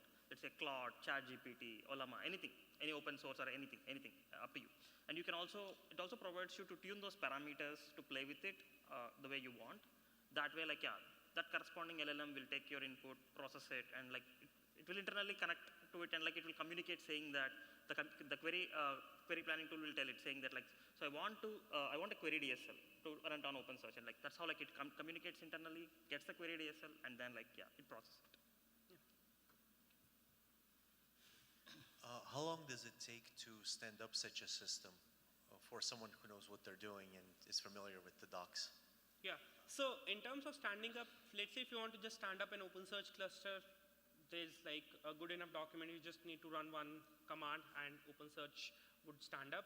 Now, because this is an open source and we don't provide you something like, hey, here is a model that you can connect to, so all those things you need to bring up. But that's where the AI ML connectors that we were talking about can help you. It's like one, I would say, one REST API that you need to hit and it will start connecting to your model. So you should be able to get up and running within an hour or so. Yeah. And then the follow-up question is this in the same category as ChromaDB or PG Vector? So PG Vector, I would say PG Vector is also like, PG Vector is vector search over a SQL database. Okay, OpenSearch is more around, okay, you have your unstructured data and you're doing search on top of it. I don't know PG Vector does support all these AI ML connectors and whatnot, but you can think of OpenSearch as you have a core vector engine and then you have a lot of capabilities around it where you can use all these things to build out your application like a RAG application or a chat application. It's closer to a ChromaDB then? I haven't read about ChromaDB in detail, so sorry, I cannot answer that. So real quick, I have Two questions. Okay. And then we got to go because the keynote's happening. Yeah. First question is, one of the very common use cases for search is when a new item enters in the index and somebody may have a search flagged. So you have the search for shoes, and so like a new product comes out, a new shoe comes out, that hits the index.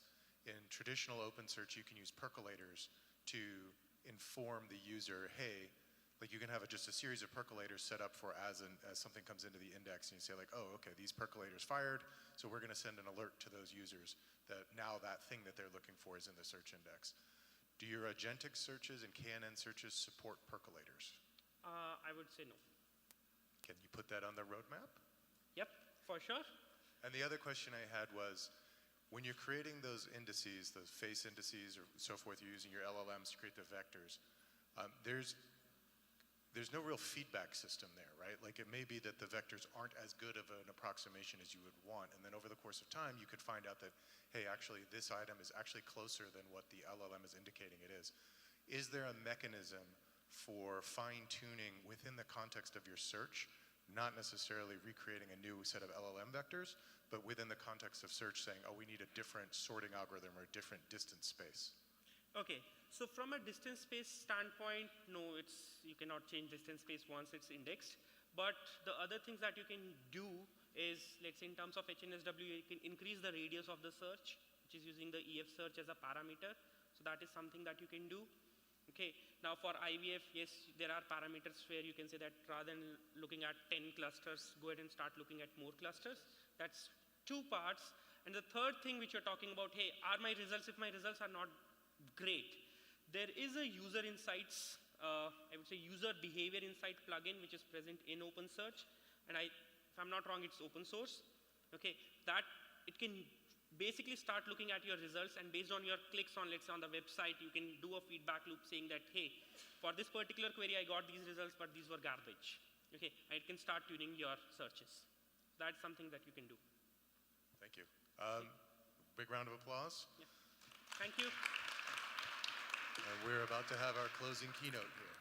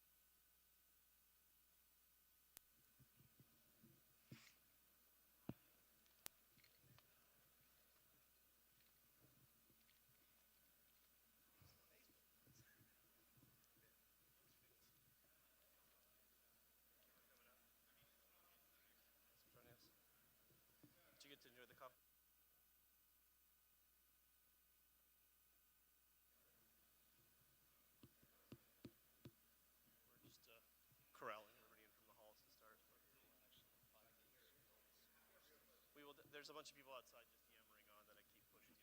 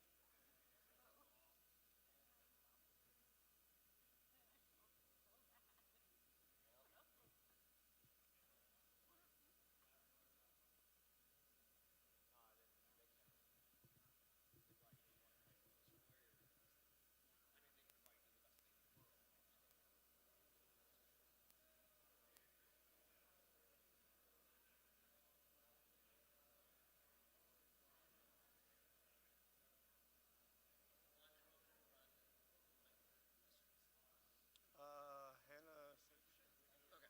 but, I mean, I don't know. assumed she was doing it this morning. That's why I wasn't doing it until I Yeah. realized no one else was doing it. So I thought this time I'll be proactive and ask Yeah. others. She said,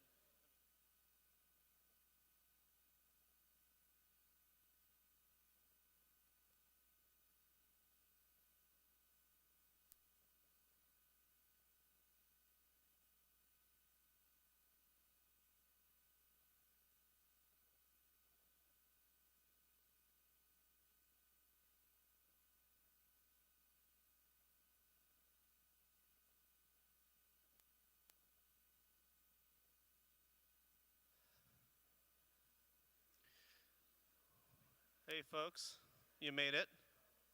We're almost at the end of another SCaLE.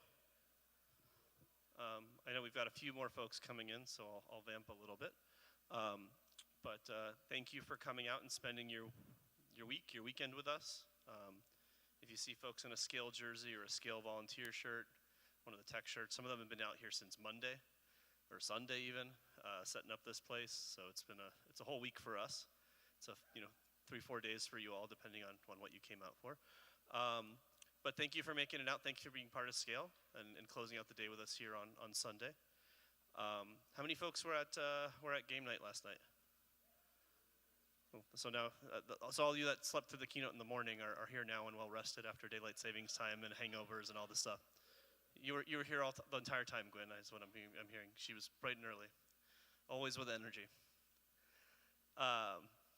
But yeah, it's a pleasure to have you all out here again. This is our 23rd year running the event. When we all started this out, when we were 18, 19, some of us maybe less, maybe a little bit more. I don't think this is what we were envisioning SCaLE becoming. there was, we were 200 of us in a small USC conference center cafeteria. It was a lot of fun, but now we're much bigger than that, orders of magnitude, and it's because of the community you have all helped build that we get together every year. So thank you for making this as rewarding as it is, and if you run into volunteers again in the hall, please thank them for the work they put into all of this. We've made a tradition of sort of welcoming back, of inviting in, the pioneers that help build the technology that our industry is built on to help close out SCaLE every year. We have Dr. Comer here to talk a little bit about his work in the future and how it all fits together. No different than any other year. He's been a foundational part of the computer science and the technology that helps us all do the work that we do every day. For those of you in the back, there's plenty of seats up front here. Come join us. Come meet some friends. So with that, I'll hand over to Doug. We'll have some Q&A afterwards. Yeah, we're excited to have you all. One last call. If you saw something you thought you could make better at SCaLE, like all open source projects, PRs are welcome. Please come find us, come talk to us. We'd love to have you become a member of our team, whether it's anything from the website to the mobile app to the signs in the hallway to the temperature of the water in the bathrooms. There's a way for you to help with something. We'd love to have you be part of the team. Many hands make for light work. But with that, I'll hand over to Dr. Comer, and we will learn about the internet. Thank you.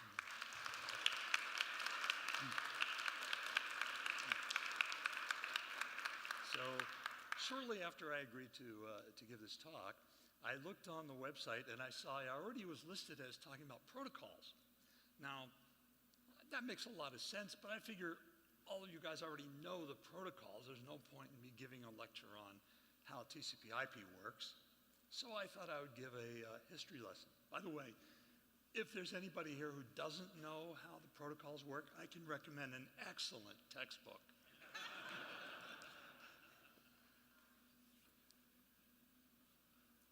All right, so let's start with how software gets distributed now. If you're a consumer, you hear about an app and you go to an app store, or up pops a QR code and you scan it, and you know that sort of stuff.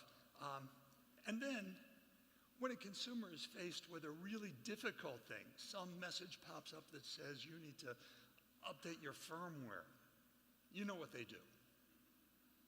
They call an expert. How many of you here are really low-cost IT support for your entire family?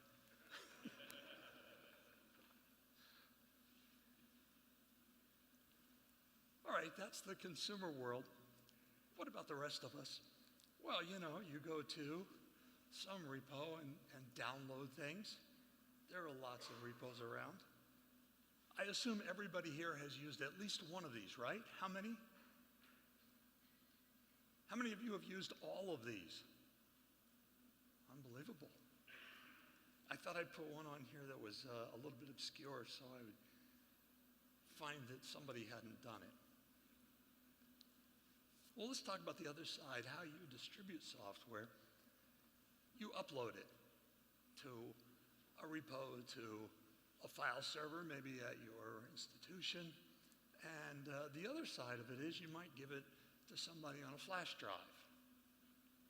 So that's now. Let's go back to before the internet. I got to Purdue as an assistant professor in 1976. Nobody had ever heard of networking. In fact, there was a faculty member, when I started working on the internet project, a faculty member took me aside and said, "Doug, you're throwing away your career." It was very, very serious. He was giving me fatherly advice. He said, see, networking will never be part of computer science. This is a computer science professor. That's the way the world was back then. So, how about transferring software? Well, it really wasn't the same. The only way to get from one site to another was on some media. So you had to choose a medium. The two most popular for mainframe sites were punch cards and mag tapes. I didn't put down paper tape because that was really a niche little thing for people doing process control computers, you know, not the big mainframe stuff. So, punch cards. I brought one just for fun. I actually had to go looking for it in the back of a drawer somewhere. I used to use them as bookmarks. They came in colors. In fact, see how you can do block lettering? We did block lettering to plaster them on the front of a box. Cards came in a box, and if you went to a computing center, they had lots of empty boxes. You could pick one up, and that's how you transported around large programs. You got yourself a box, and to make sure nobody else picked up your box, you put your name on the front of it. By the way, I also brought this card because it is so fantastic. It's an old if statement in Fortran. And on the card, it's printed, the computer using this program may not provide this program to any other computer. It's sort of an early copyright thing, I think. But so when students picked up cards, this is what you got. You got this little legal statement on here. I don't know. It was a fun world back then. Anyway, you got yourself a box of cards, and it only held 2,000 cards. That means 2,000 lines of code. How do you fit big programs into small boxes? There was a common thing that we were told. You don't want your program to be more than 2,000 lines of code. We had to take courses on writing a compiler. We had to take courses, you know, and those got pretty big. How do you make it not go over 2,000 lines? Real simple, folks. You take out comments. See, you think I'm kidding. All right, so a box of cards, a 2,000-line program that I wrote in grad school, I had to carry around a box. The boxes weighed 11 pounds. But cards weren't just for programmers. Lots of companies would put a punch card into a mailer and send it out, and on the punch card be written, you know, put your address here, and you want my catalog or whatever it is, and send it back in the return envelope. And they would always give this line, which became a meme. Do not fold, spindle, or mutilate. There's I think it was a TV show, maybe it was a movie, where a kid asks his dad, can I borrow the car? And the dad says, as long as you don't fold, spindle, or mutilate it. It was part of the culture. So what were the other options? Well, the big option was mag tape. It was a sequential storage mechanism left over from ancient computers. By the way, did you know that early computers only had mag tape? A sequential medium for storage? They didn't have disks. So when you talk to anybody from the 1940s or 50s, that's the computing of the day. That's why if you took a theory course and learned about Turing machines, Turing machine is the mathematical abstraction of a computer that has a mag tape on it. It's not some fanciful, crazy mathematics. It's really practical. Anyway, I brought a mag tape to show you. Isn't that nice? It weighs 2.2 pounds. All right, so what can you fit on a mag tape? Well, a lot more than you can fit in a box of cards. By the way, the technology for mag tapes evolved. In fact, I was sort of near the tail end. I didn't realize it. You know, when you're in school, you don't realize where you sit on the curve of things. But mag tapes had been around a long time, and they'd evolved, and they had higher density. What's that mean? Well, take the mag tape, and you wrote bytes. sequentially on the tape. In the early days, it was 7-track tape because bytes were 6 bits. So they had 6 little heads and a parity bit writing along the tape. And in order to get more information on, they worked hard to make things more precise, and they could make the bits smaller so they get more bits per inch. The magic measure of tape, BPI, bits per inch.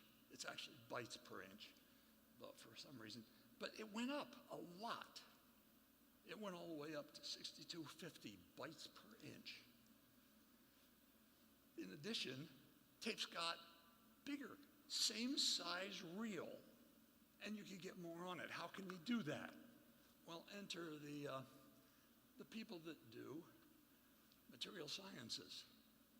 They figured out how to make tapes thinner, but the magic was without stretching. You know, you're going to be pulling the tape through, and you have to make sure that it doesn't stretch. Anyway, how much data can you get here for 2.2 pounds? Well, look at this. 140 megabytes. You see this, 140 megabytes. If you really extended the block size to much bigger, you could get 170. But that was about it. Anyway, how do you read and write tapes? Well, you had to have one of these things. Big monster machines. They did get smaller, especially in the late years of magtape, in the 1980s. As magtape was fading out, technology got a lot better. By the way, only the upper part of these big boxes actually reads and writes tapes. So you put tape on a reel, you put an empty reel over here, you feed the tape through and wind it around, and then it would move the tape and write on it. But it was really hard to do that without stretching the tape, so it's hard to turn reels and get them right. So the reason these things are so big is down the sides there, all the way down to the bottom, are vacuum tubes. They are tubes literally filled with a vacuum. They suck the tape down. So the tape comes off of the supply reel, down through this tube that's sucking it down, up across the read-write head, down through the other tube, and up to the... That way, it's like a buffer. They could just keep turning the reel to fill this thing with tape down there, and then the read-write head would only have to move the tape from one side to the other.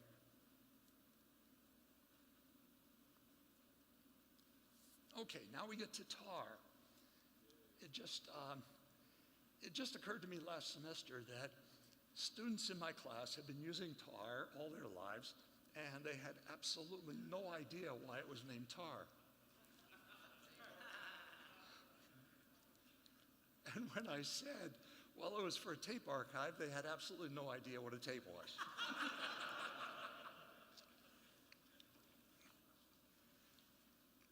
So before tar, we had programs to write files on tape, and what they did was they wrote the contents of the file. DD, for example. Popular way to write a file on a tape was DD. Have you ever used DD? Take DD to mention a file, mention a tape drive, /dev/RMT, whatever it is, and it would write the file. But Unix had changed the world completely. It changed programming in two ways. One, we had hierarchical directories. Now, Multics had to introduce them a little earlier, but nobody used Multics. Unix came along and did it the right way. It was actually very practical, and everybody was using hierarchical directories. Furthermore, the Unix guys preached the gospel of compiling separate files for each function. Put a little function in a .c file and compile it and get a .o file and another one, and then load them all together to get the program. So, lots of files, hierarchies. Tar said, here's what we're going to do. We're going to take an entire directory with all these files and a make file and all this stuff in it and put it together and put it on tape. I used tar to put things on tape and to take them off tape for several years before we really had good internet access. And, you know, and I'm not talking really early days when it was all still experimental. So we were building the internet. It wasn't you know, building it out of stuff that we were doing ourselves. It wasn't reliable. It wasn't great. And finally, I realized what the real benefit of tar is. I can send the whole thing over the network. I can send a hierarchy over the network and reproduce it at the other end. So, did you ever wonder why there's a block size option in tar? I'll bet you never needed it, but if you were writing tapes, you had to write the right block size because you couldn't send a tape with a giant block on it to a machine, some poor user out there that had a tiny machine without that much space. I'm talking kilobytes. You couldn't have a 64 kilobyte block on a tape because lots of people in those days only had 64 kilobytes of memory total. So you had to specify, you had to talk to people when they said, please send me a tape, they would say, oh, and make sure the block size is less than, give you a number, 8K. Oh, why do you want big blocks? Because tapes had an inner block gap. Between the blocks, there was a gap, and it was a fixed size that let the hardware figure out where the end was. So if you had bigger blocks, got more stuff on, but the other guy couldn't read it if he had a small machine. So you want the biggest block size that the other guy can read. Okay, how do we transfer across sites? Two options, hand carry or postal mail. And both ways, weight was really important. So I have computed for you the bytes per pound of the media that I talked about. Punch cards, 14,545 bytes per pound. Now that's actually a little bit wrong. It's characters per pound. And that assumes that I'm actually writing all 80 characters on a card. But if you were living back in those days, you were only supposed to write programs in 7 through 72. The N was reserved for sequence numbers, 73 through 80, and the beginning was reserved for a label. So, really didn't get that many, but I'll give them the benefit of the doubt. How about mag tape? Bytes per pound. By the way, just for fun, I took my 256 gigabyte flash drive, weighed it, and computed the modern bytes per pound. So even if you were charged to send these things through the mail, it wouldn't do you much harm.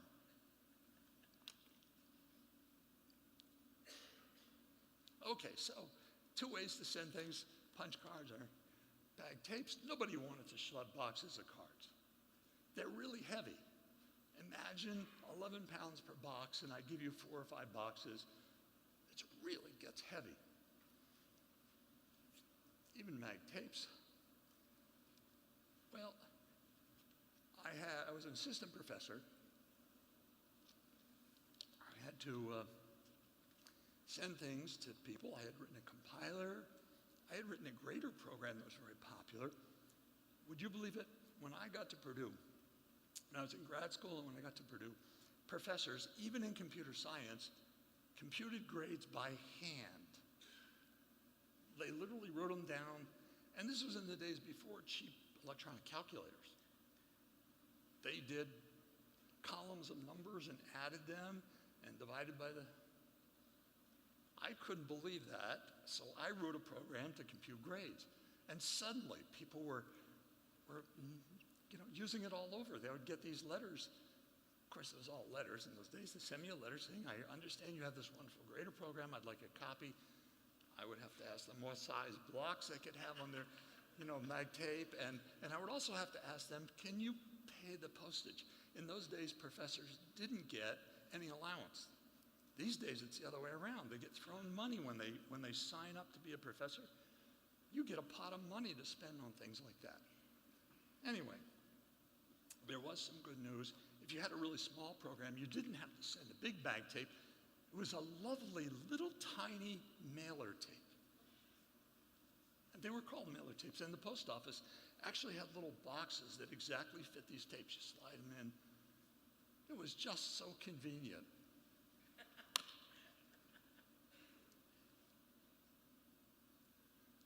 Okay. So what did the internet do? Well, we're going to go through a few things here. Architecture and systems, economics, blah, blah, blah. Internet architecture. Well, the phone companies owned networking in those days. In fact, AT&T used to talk about the network. Uppercase T, the, uppercase N, network. There was only one network, and as far as they were concerned, it was only one network in the world. It was the phone network. They said everything has to be in this one unified network. But the internet guys embraced heterogeneity. They said, we're going to use routers to interconnect arbitrary types of networks, which doesn't sound like a big deal now. But if you were on the other side, and everyone who had ever studied networks had always learned about the AT&T approach, everybody believed that was the only way to do it. The internet guys did a great thing because that meant you could choose a network for every situation. And you could incrementally upgrade your network hardware without affecting the rest of the internet.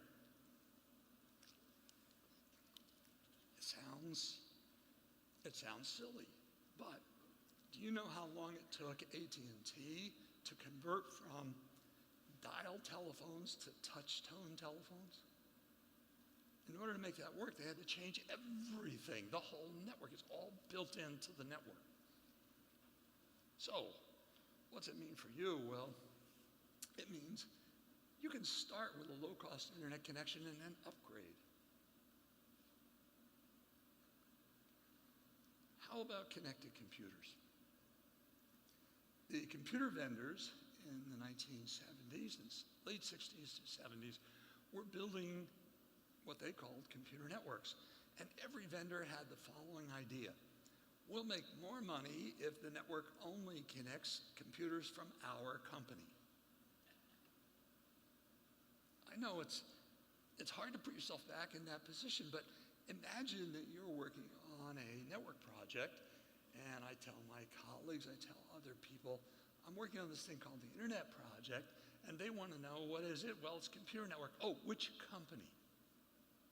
None of the above. You can't do that. You have to know which kind of computer you're connecting in order to do it well. And certainly IBM and Digital Equipment, they had all come up with this line. You have to be able to tell all about the computer to build the right network for it. Okay?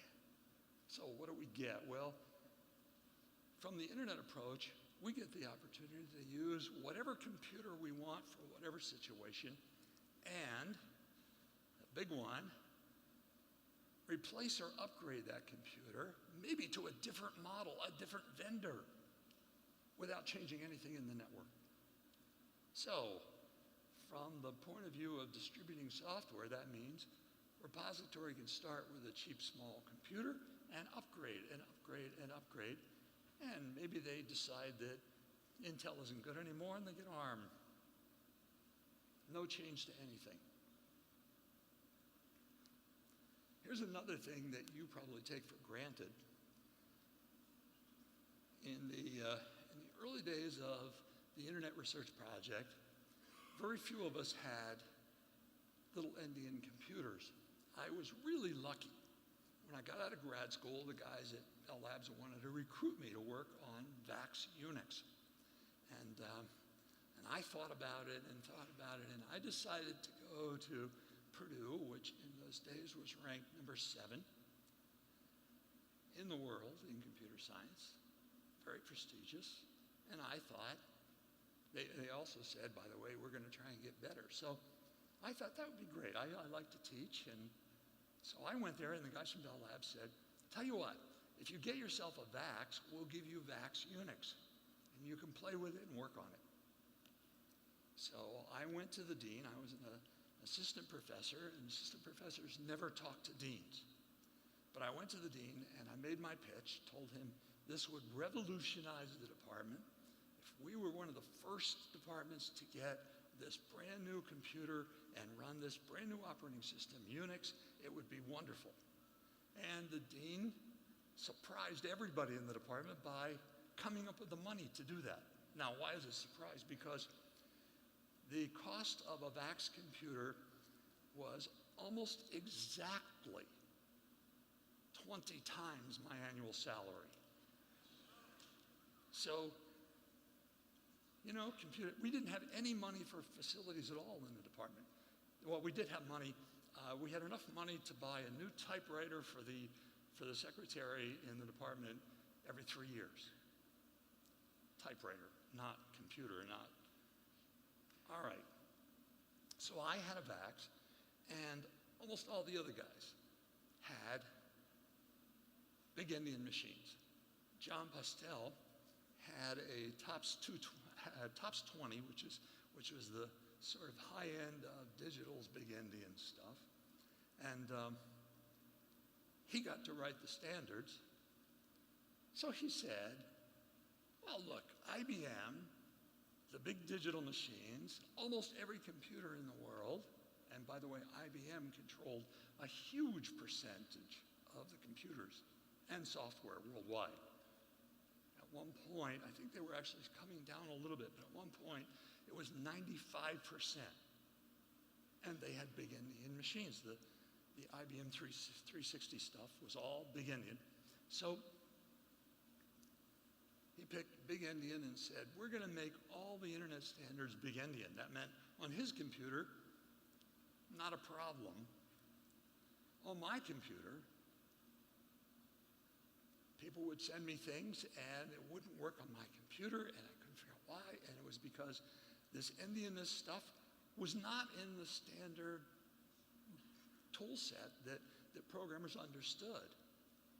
So not only do we have to come up with the idea of standardizing byte order, but we had to tell all the programmers, from now on, when you're writing things that may be used on another computer, and by the way, almost everything gets used on another computer, you better think about endianness.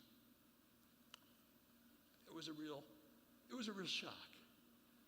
Students in my class objected. It works on this computer. Why should I worry about what happens somewhere else? I think it was sort of a natural reaction, but so we get endianness from the Internet Project. Awareness of endianness and building programs that work across different Indian orders. How about internet services? Well, the phone company had been in business for a long time. Remember, they owned the network. And they said, the only way to build services is to build it in the network. You can't trust people to put services outside the network. Phone company owned the network. They put everything in the network. So what's the disadvantage of putting things in the network? Well, you know what call forwarding is. You know, where you have a phone and you can forward it to another phone. How long did it take the bright guys at Bell Labs and the bright workers at AT&T to roll out call forwarding as a new service? Years.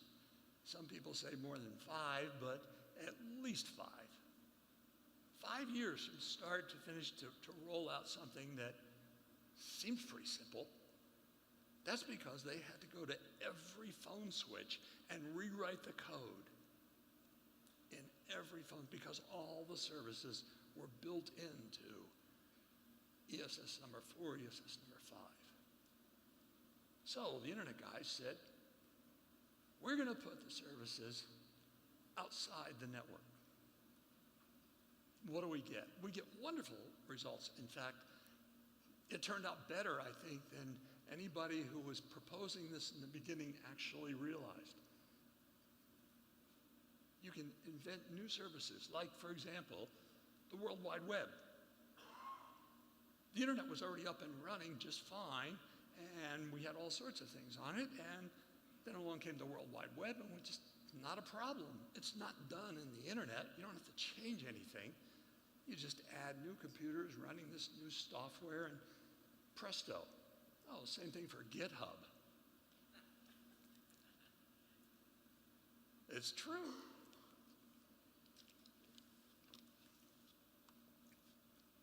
And you can change services at any time.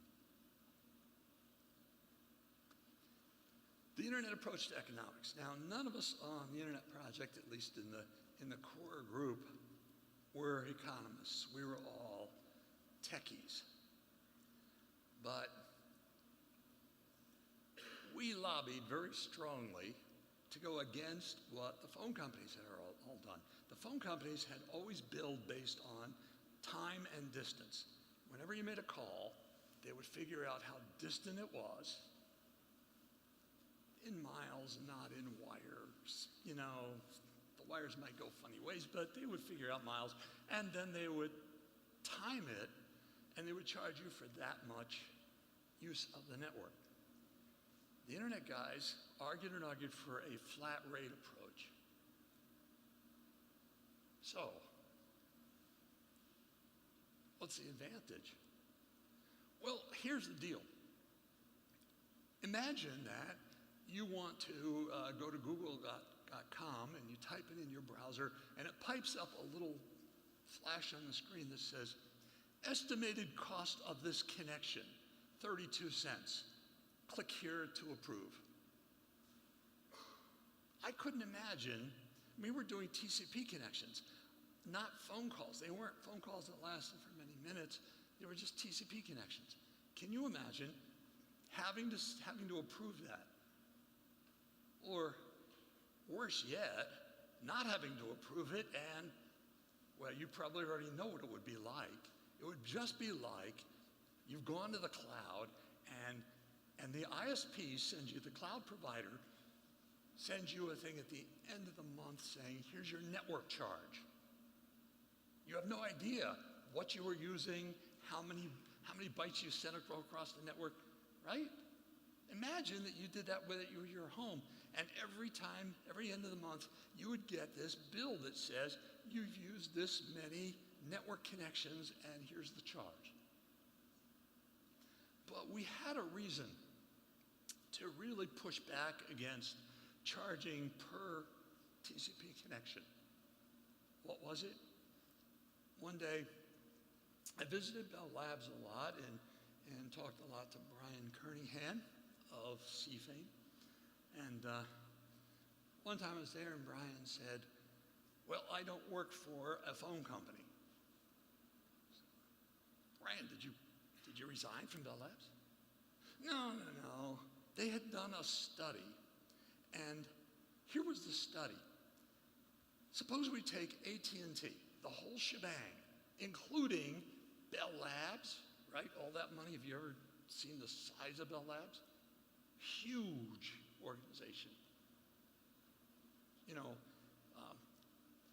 at Bell Labs sites, one of the sites had millions of square feet of offices. Millions. Okay, so all of that, and they asked the question, how can we save money? And one of the things they explored was, suppose we didn't have to do accounting and billing for each phone call. We didn't have to keep track of that. We keep the phone stuff all the same, the maintenance, everything, but we don't do accounting and billing. Instead, we just take the total cost of running the network and divide it by the number of telephones in the country. The reason that they had started this was that phone bills had just pushed past, the average phone bill was pushed past $20 a month. Now you're saying that's nothing now, but go way back, $20 a month was a significant cost. What would it have been if they didn't do accounting and billing? Rip out all that stuff. And by the way, and include in that the postage to send monthly bills, or, you know, you had to send a monthly bill and get back the answer and cash the checks. Over $20 a month on average, and it would have been less than 20 cents a month if they didn't do accounting and billing. So remember that when you think about why we pushed back on accounting for every TCP connection. Horrible. We would have been paying a fortune. So you can thank the internet guys for cheap, low-cost internet service. How about the communication paradigm? The other thing the phone companies had was asymmetric protocols. Everything was asymmetric. If you've ever worked on phone stuff, you know about the demarc, the boundary between them and us. They own things to the demarc, you own things on the other side of the demarc. If you haven't done anything with telecom, if you've played with RS-232 on a Raspberry Pi, maybe you've encountered the problem with the asymmetric protocol. RS-232 says there are two ends, a DCE end and a DTE end, and they send on different wires. This one sends on 2 and it comes out on 3. This one sends on 3. Oh, it's really ugly. If you ever had to deal with it, you'd understand. So, the internet guys said, we're not going to have asymmetry. They've actually fought hard because everybody's reaction in those days was to design an asymmetric protocol. They fought hard, and what do we get? Well, what we get out of no asymmetric protocols is that there are no application gateways, and there's no protocol translation in the middle. Now, forgive me, I'll excuse NAT because, you know, that helped us a lot. You know why NAT helped us? Because the ISPs wanted to charge per computer at your house. And NAT just got around that. So they were forced, it all came out in the open, they were forced to back down.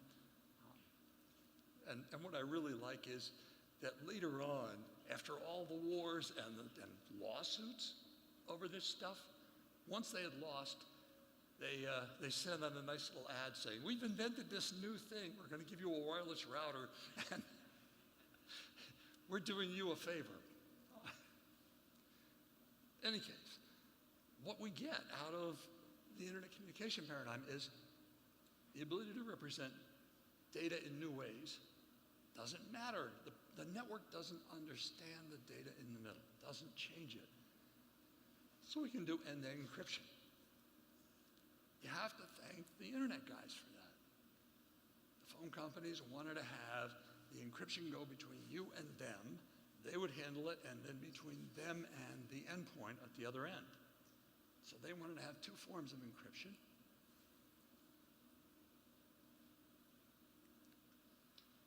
Here's a big one.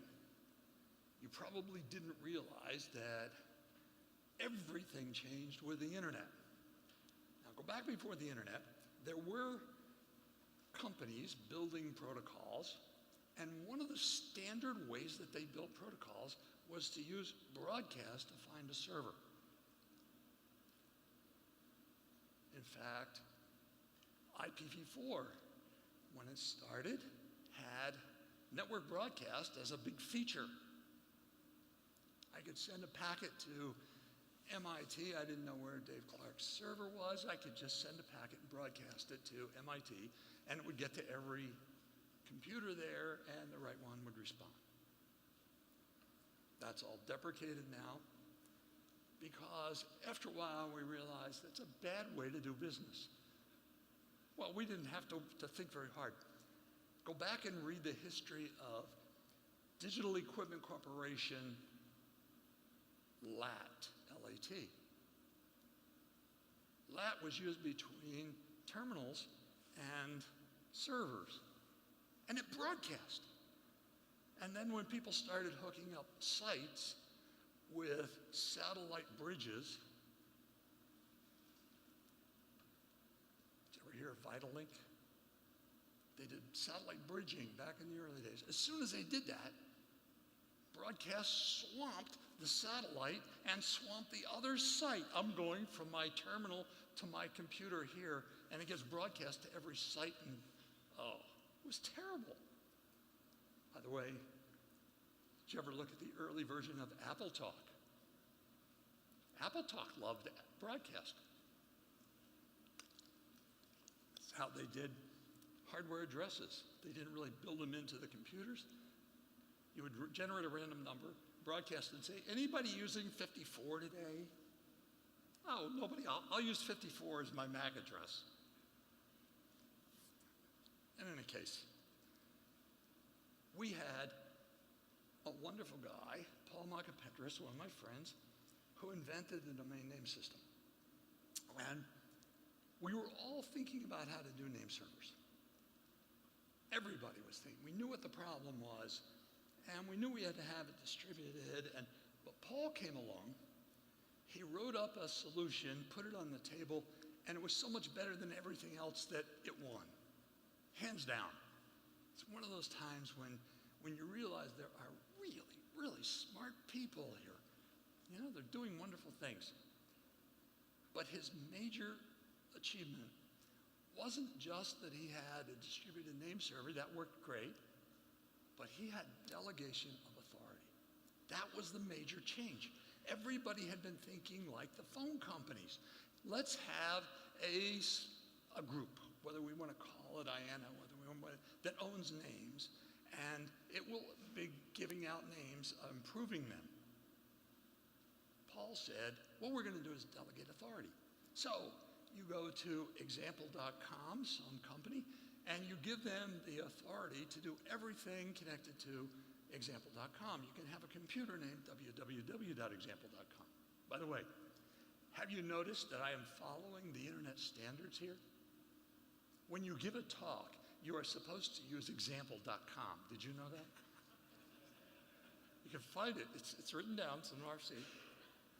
I just want to show you that I'm very, very knowledgeable about the protocols. But once you can do that, you can have a computer named mail.example.com. You can have subdomains of example.com. For example, if example.com is a big company and it's got subsidiaries, they can be assigned subdomains. Oh, by the way, Paul doesn't like it when anybody uses the term subdomains. But Paul isn't here. So this was a wonderful idea. It let us name computers for services. Now you don't have to figure out which computer at some site runs the web server. It's named www. Whatever their domain is.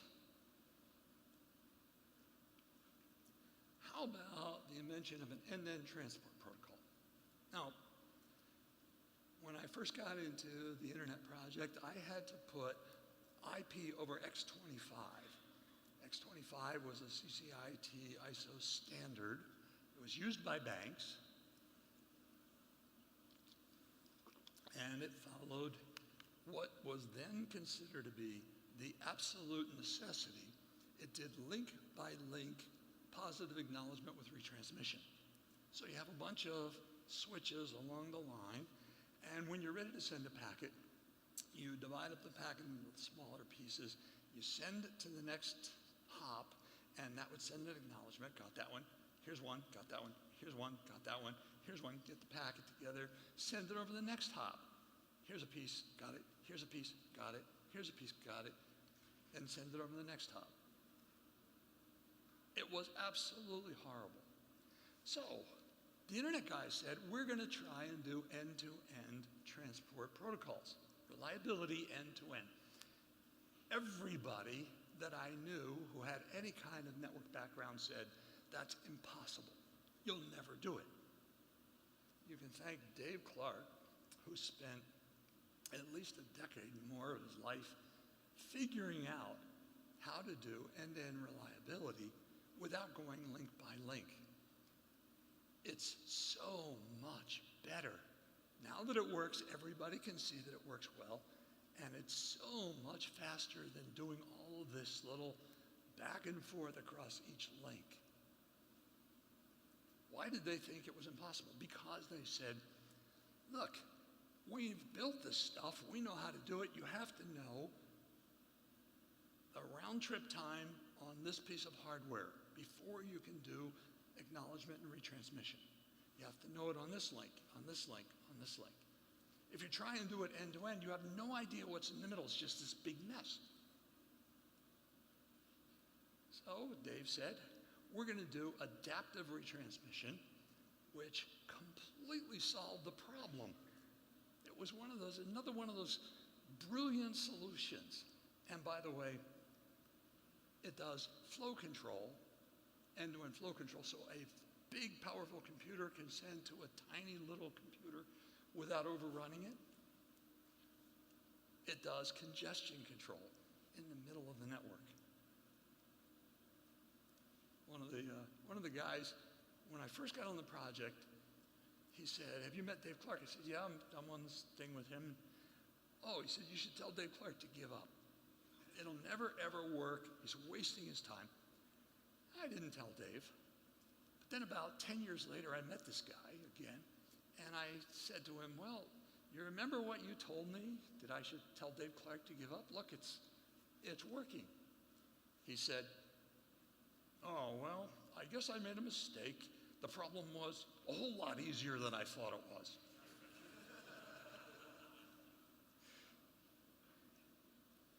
So, never back down. You can always find a way to not back down from a bad mistake. How about quality of service? Now, by the 1990s, quality of service was considered to be the most important thing we had to do in the internet. We couldn't survive without quality of service. Have you heard the apology from Scott Shankar? You've got to go listen. I think it's out on the web now. He gives an apology. He was one of the leading guys that said, no, we've got to have quality of service. We'll never do video or audio over the internet without quality of service. So when you make a connection, you specify what kind of data rate you need, what kind of latency bounds you need, and the network will adapt and figure out how to do a path that will give you exactly that.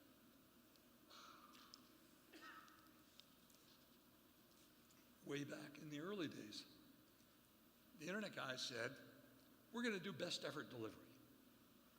We're going to start with best effort delivery and see what it gets us. And everything seemed to be going along fine until we started to get a lot of traffic. And there was a really nasty surprise, something that no one really expected. You see, there was a huge amount of literature about how to engineer networks. It was all done by the voice guys. And it turned out that voice networks, when you take the aggregate of all the phone calls, come out very, very smooth. For whatever reason, you can think this is crazy, but it's not. If you have a phone call that's nice and steady, it's always sending the same data rate all the time, 64 kilobits per second. And when you add them all together, it comes out nice and smooth. With traffic, it's not smooth at all. Packet traffic is incredibly bursty, and when you take the aggregate, you get this giant bursts. So, we saw the problem on the ARPANET. ARPANET backbone had 56 kilobit per second links. It was slow even at the time. And as we started to add more and more sites, and they were all using the ARPANET backbone, yuck, things could get really, really bad. So, how do we solve the problem? First thing to understand is the relationship between utilization and delay. Maybe you've seen this. It's the only equation that I really like out of queuing theory. The effective delay depends on the utilization in a packet switch network. Remember, this doesn't apply to phone networks. This is packet switch. So utilization goes from 0 to 1. What percentage of the line is being utilized? And you can see what the delay does. When utilization reaches 50%, the delay is double. But when it reaches 80%, the delay is 5 times as big. In fact, it looks like this. I stopped it here at 80% because between 80 and 100%, I'd have to extend this slide a lot more because the delay goes to infinity. So just go out a little bit more and see what I'm talking about? Okay, so how do we handle this situation?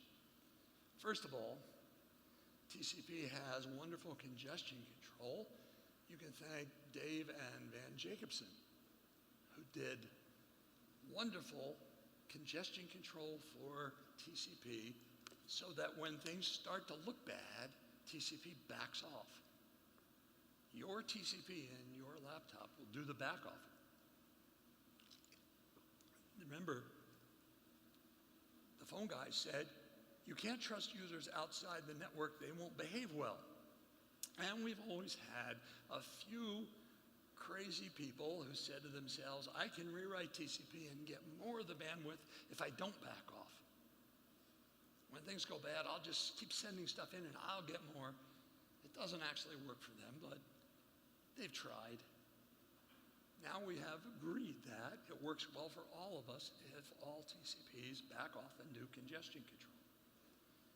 In addition, we now have the 50-80 rule that says if utilization on a link reaches 50%, it's time to start planning the upgrade. When it reaches 80%, you're in terrible trouble. Because remember, it's bursty, so this is average. This little curve shows average, but the bursts can be really bad.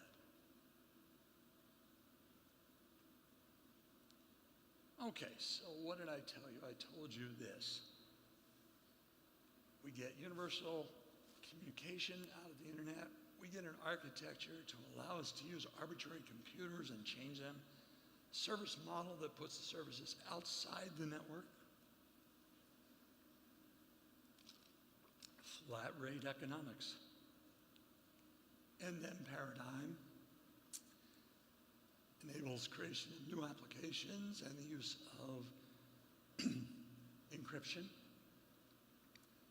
And awareness of endianness, so that we can write programs that talk across the internet and not even worry about that anymore.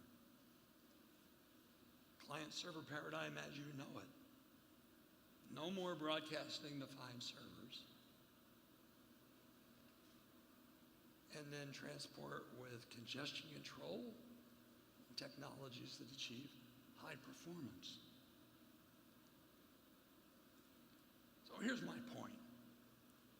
Everything you know and love came from all of this, not from just moving to electronic communication, but figuring out how to do it well. And figuring out how to avoid everybody getting charged a fortune to do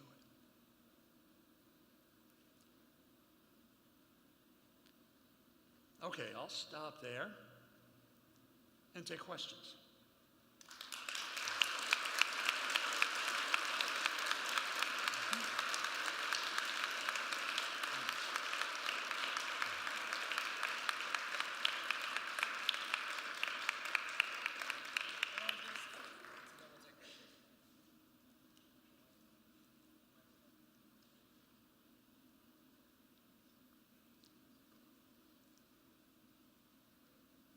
Hello? Oh, there we go.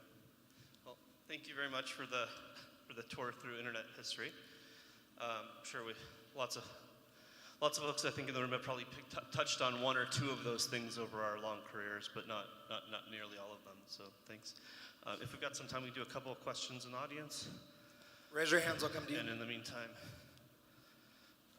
wanted to present you with a gift from the team as well for joining us here on your Sunday.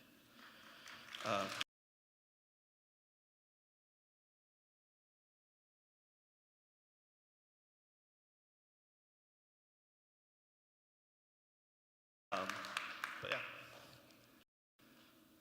where did Phil go? Okay.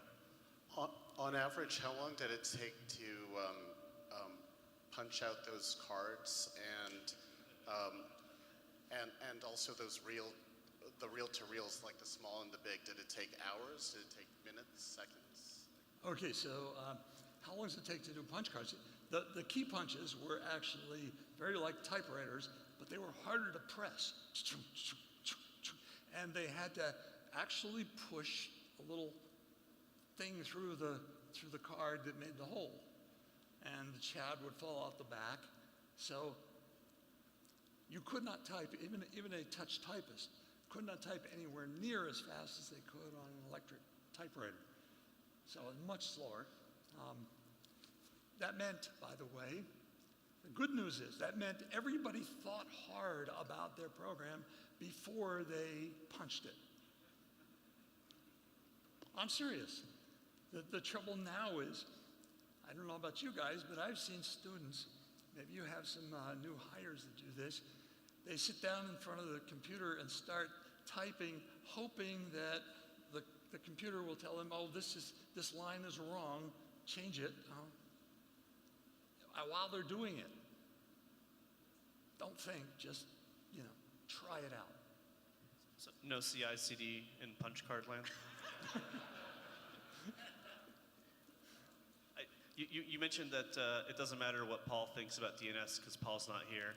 About 3 years ago, Paul was standing in that exact spot telling us what he thinks about DNS and that we were all wrong. So there you go. Go ahead. Yeah, so thank you for a great presentation. Can you give us the best lessons learned that you had in your career? And a funny one too, I'm sorry. Yeah, whatever. Let's see, best lessons learned. Let me start this way. I was the first guy in my family to get a college degree. I didn't know anything about college. I didn't know anything about grad school. When I got accepted to grad school, I told my parents, and my father took me aside and said, does this mean you didn't get a degree?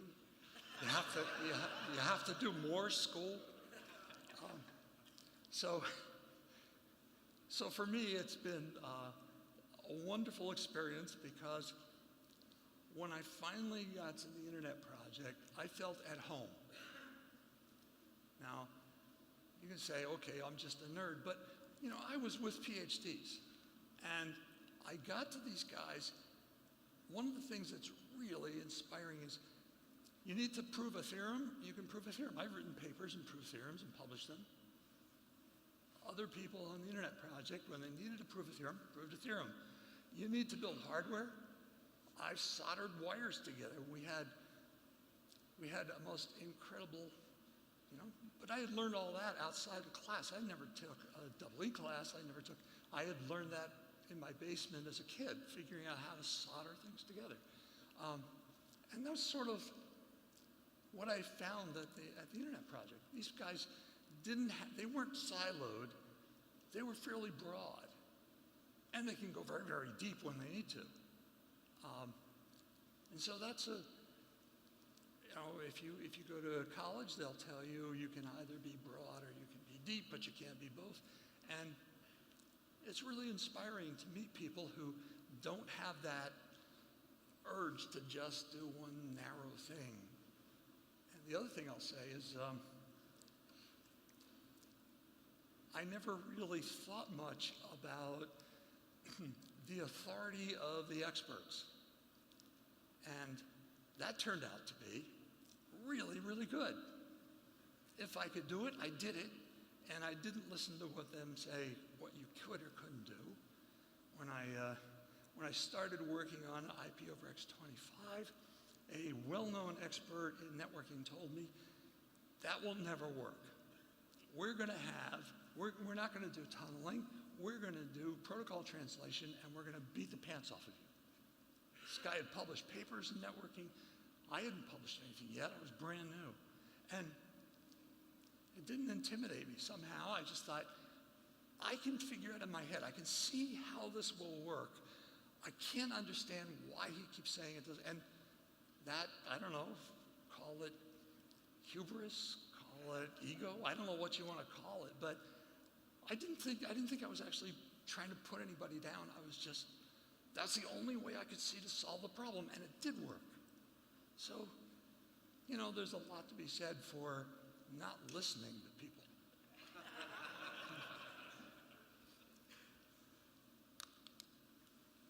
Nick, thank you for coming out here, and to say the least, it was an amazing presentation.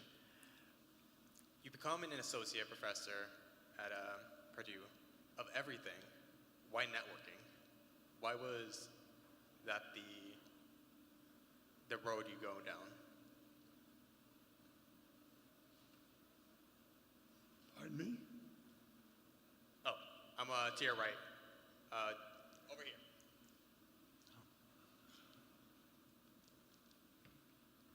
What's the question? Of all the paths to go down, why networking? Why was that the one you? Of all the different paths you could go down. There's all people. the different paths you go down. So, I'll tell you something. When I was at a college that didn't have computer science, and while I was there, they got a digital computer. I was a math and physics major.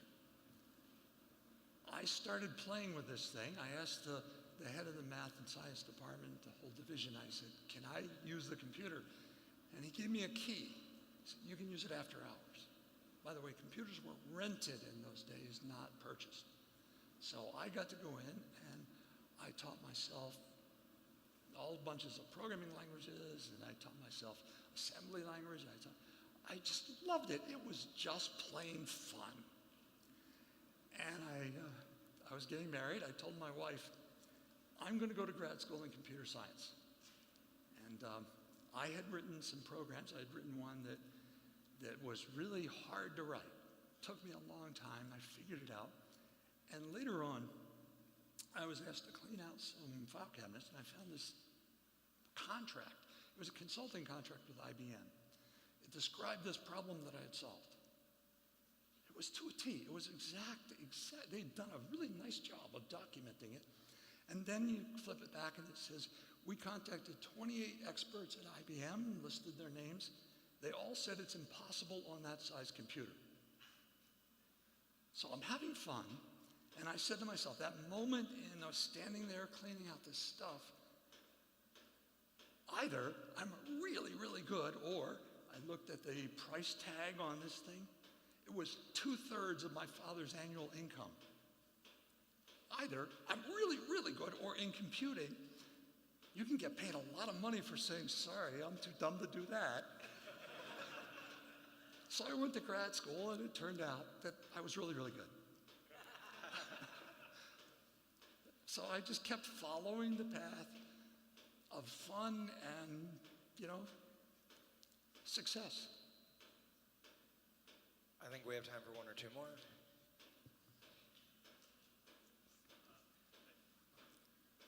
As an industry, we're relearning specification and documentation. What are some ways you think about before you write the specification or the documentation, like some heuristics in your thinking? So I have this funny thing about trying to visualize the whole shebang in my head. And here's a little thing that works for me, doesn't work for everybody.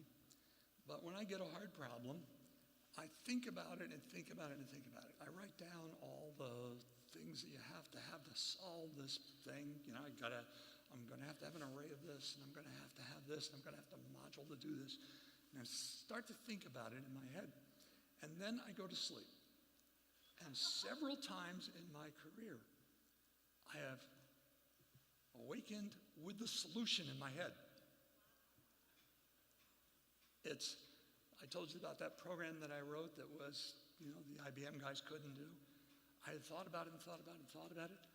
I woke up and it was as plain as day.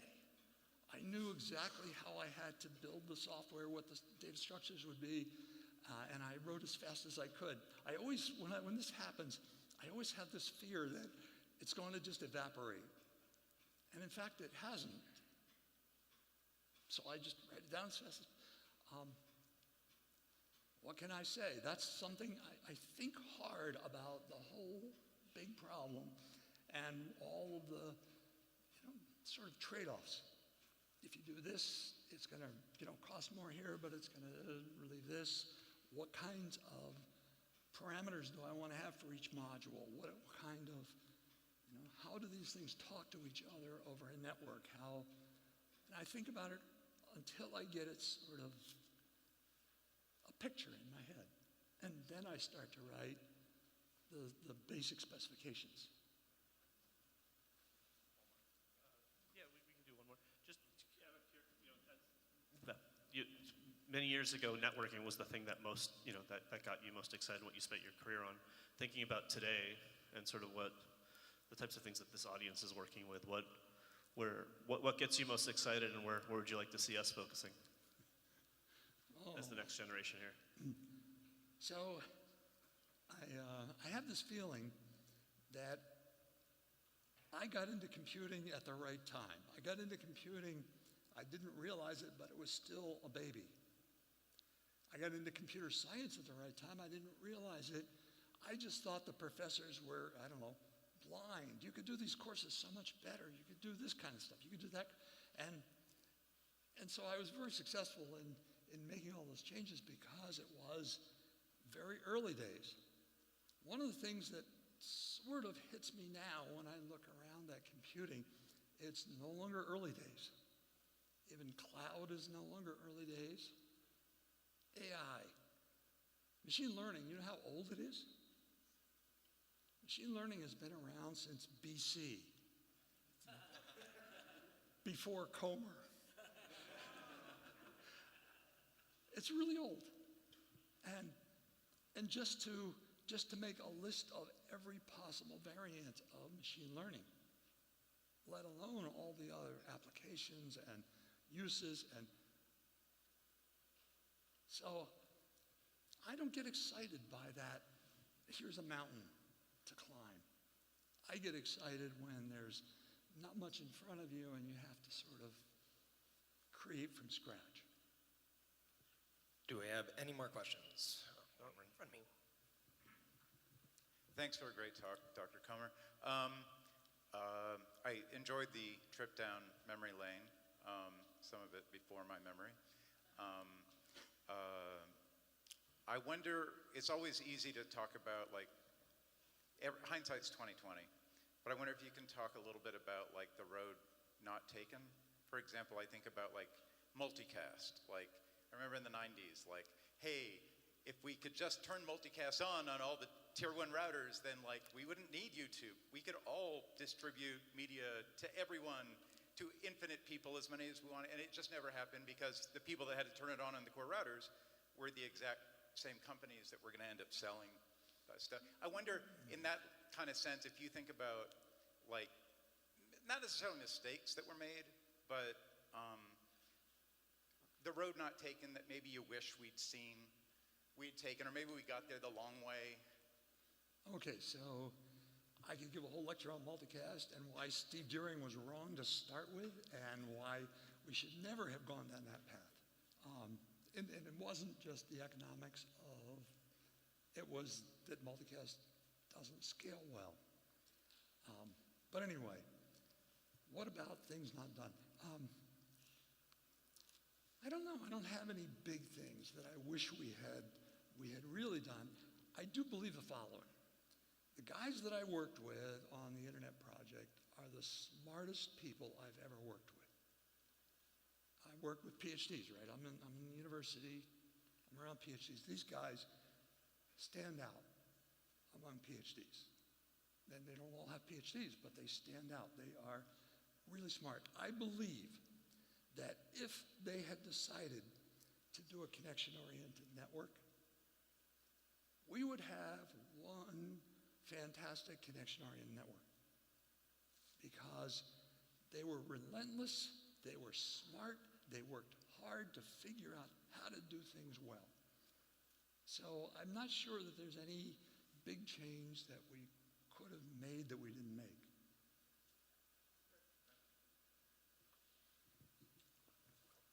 Yep. So I think we'll call it there.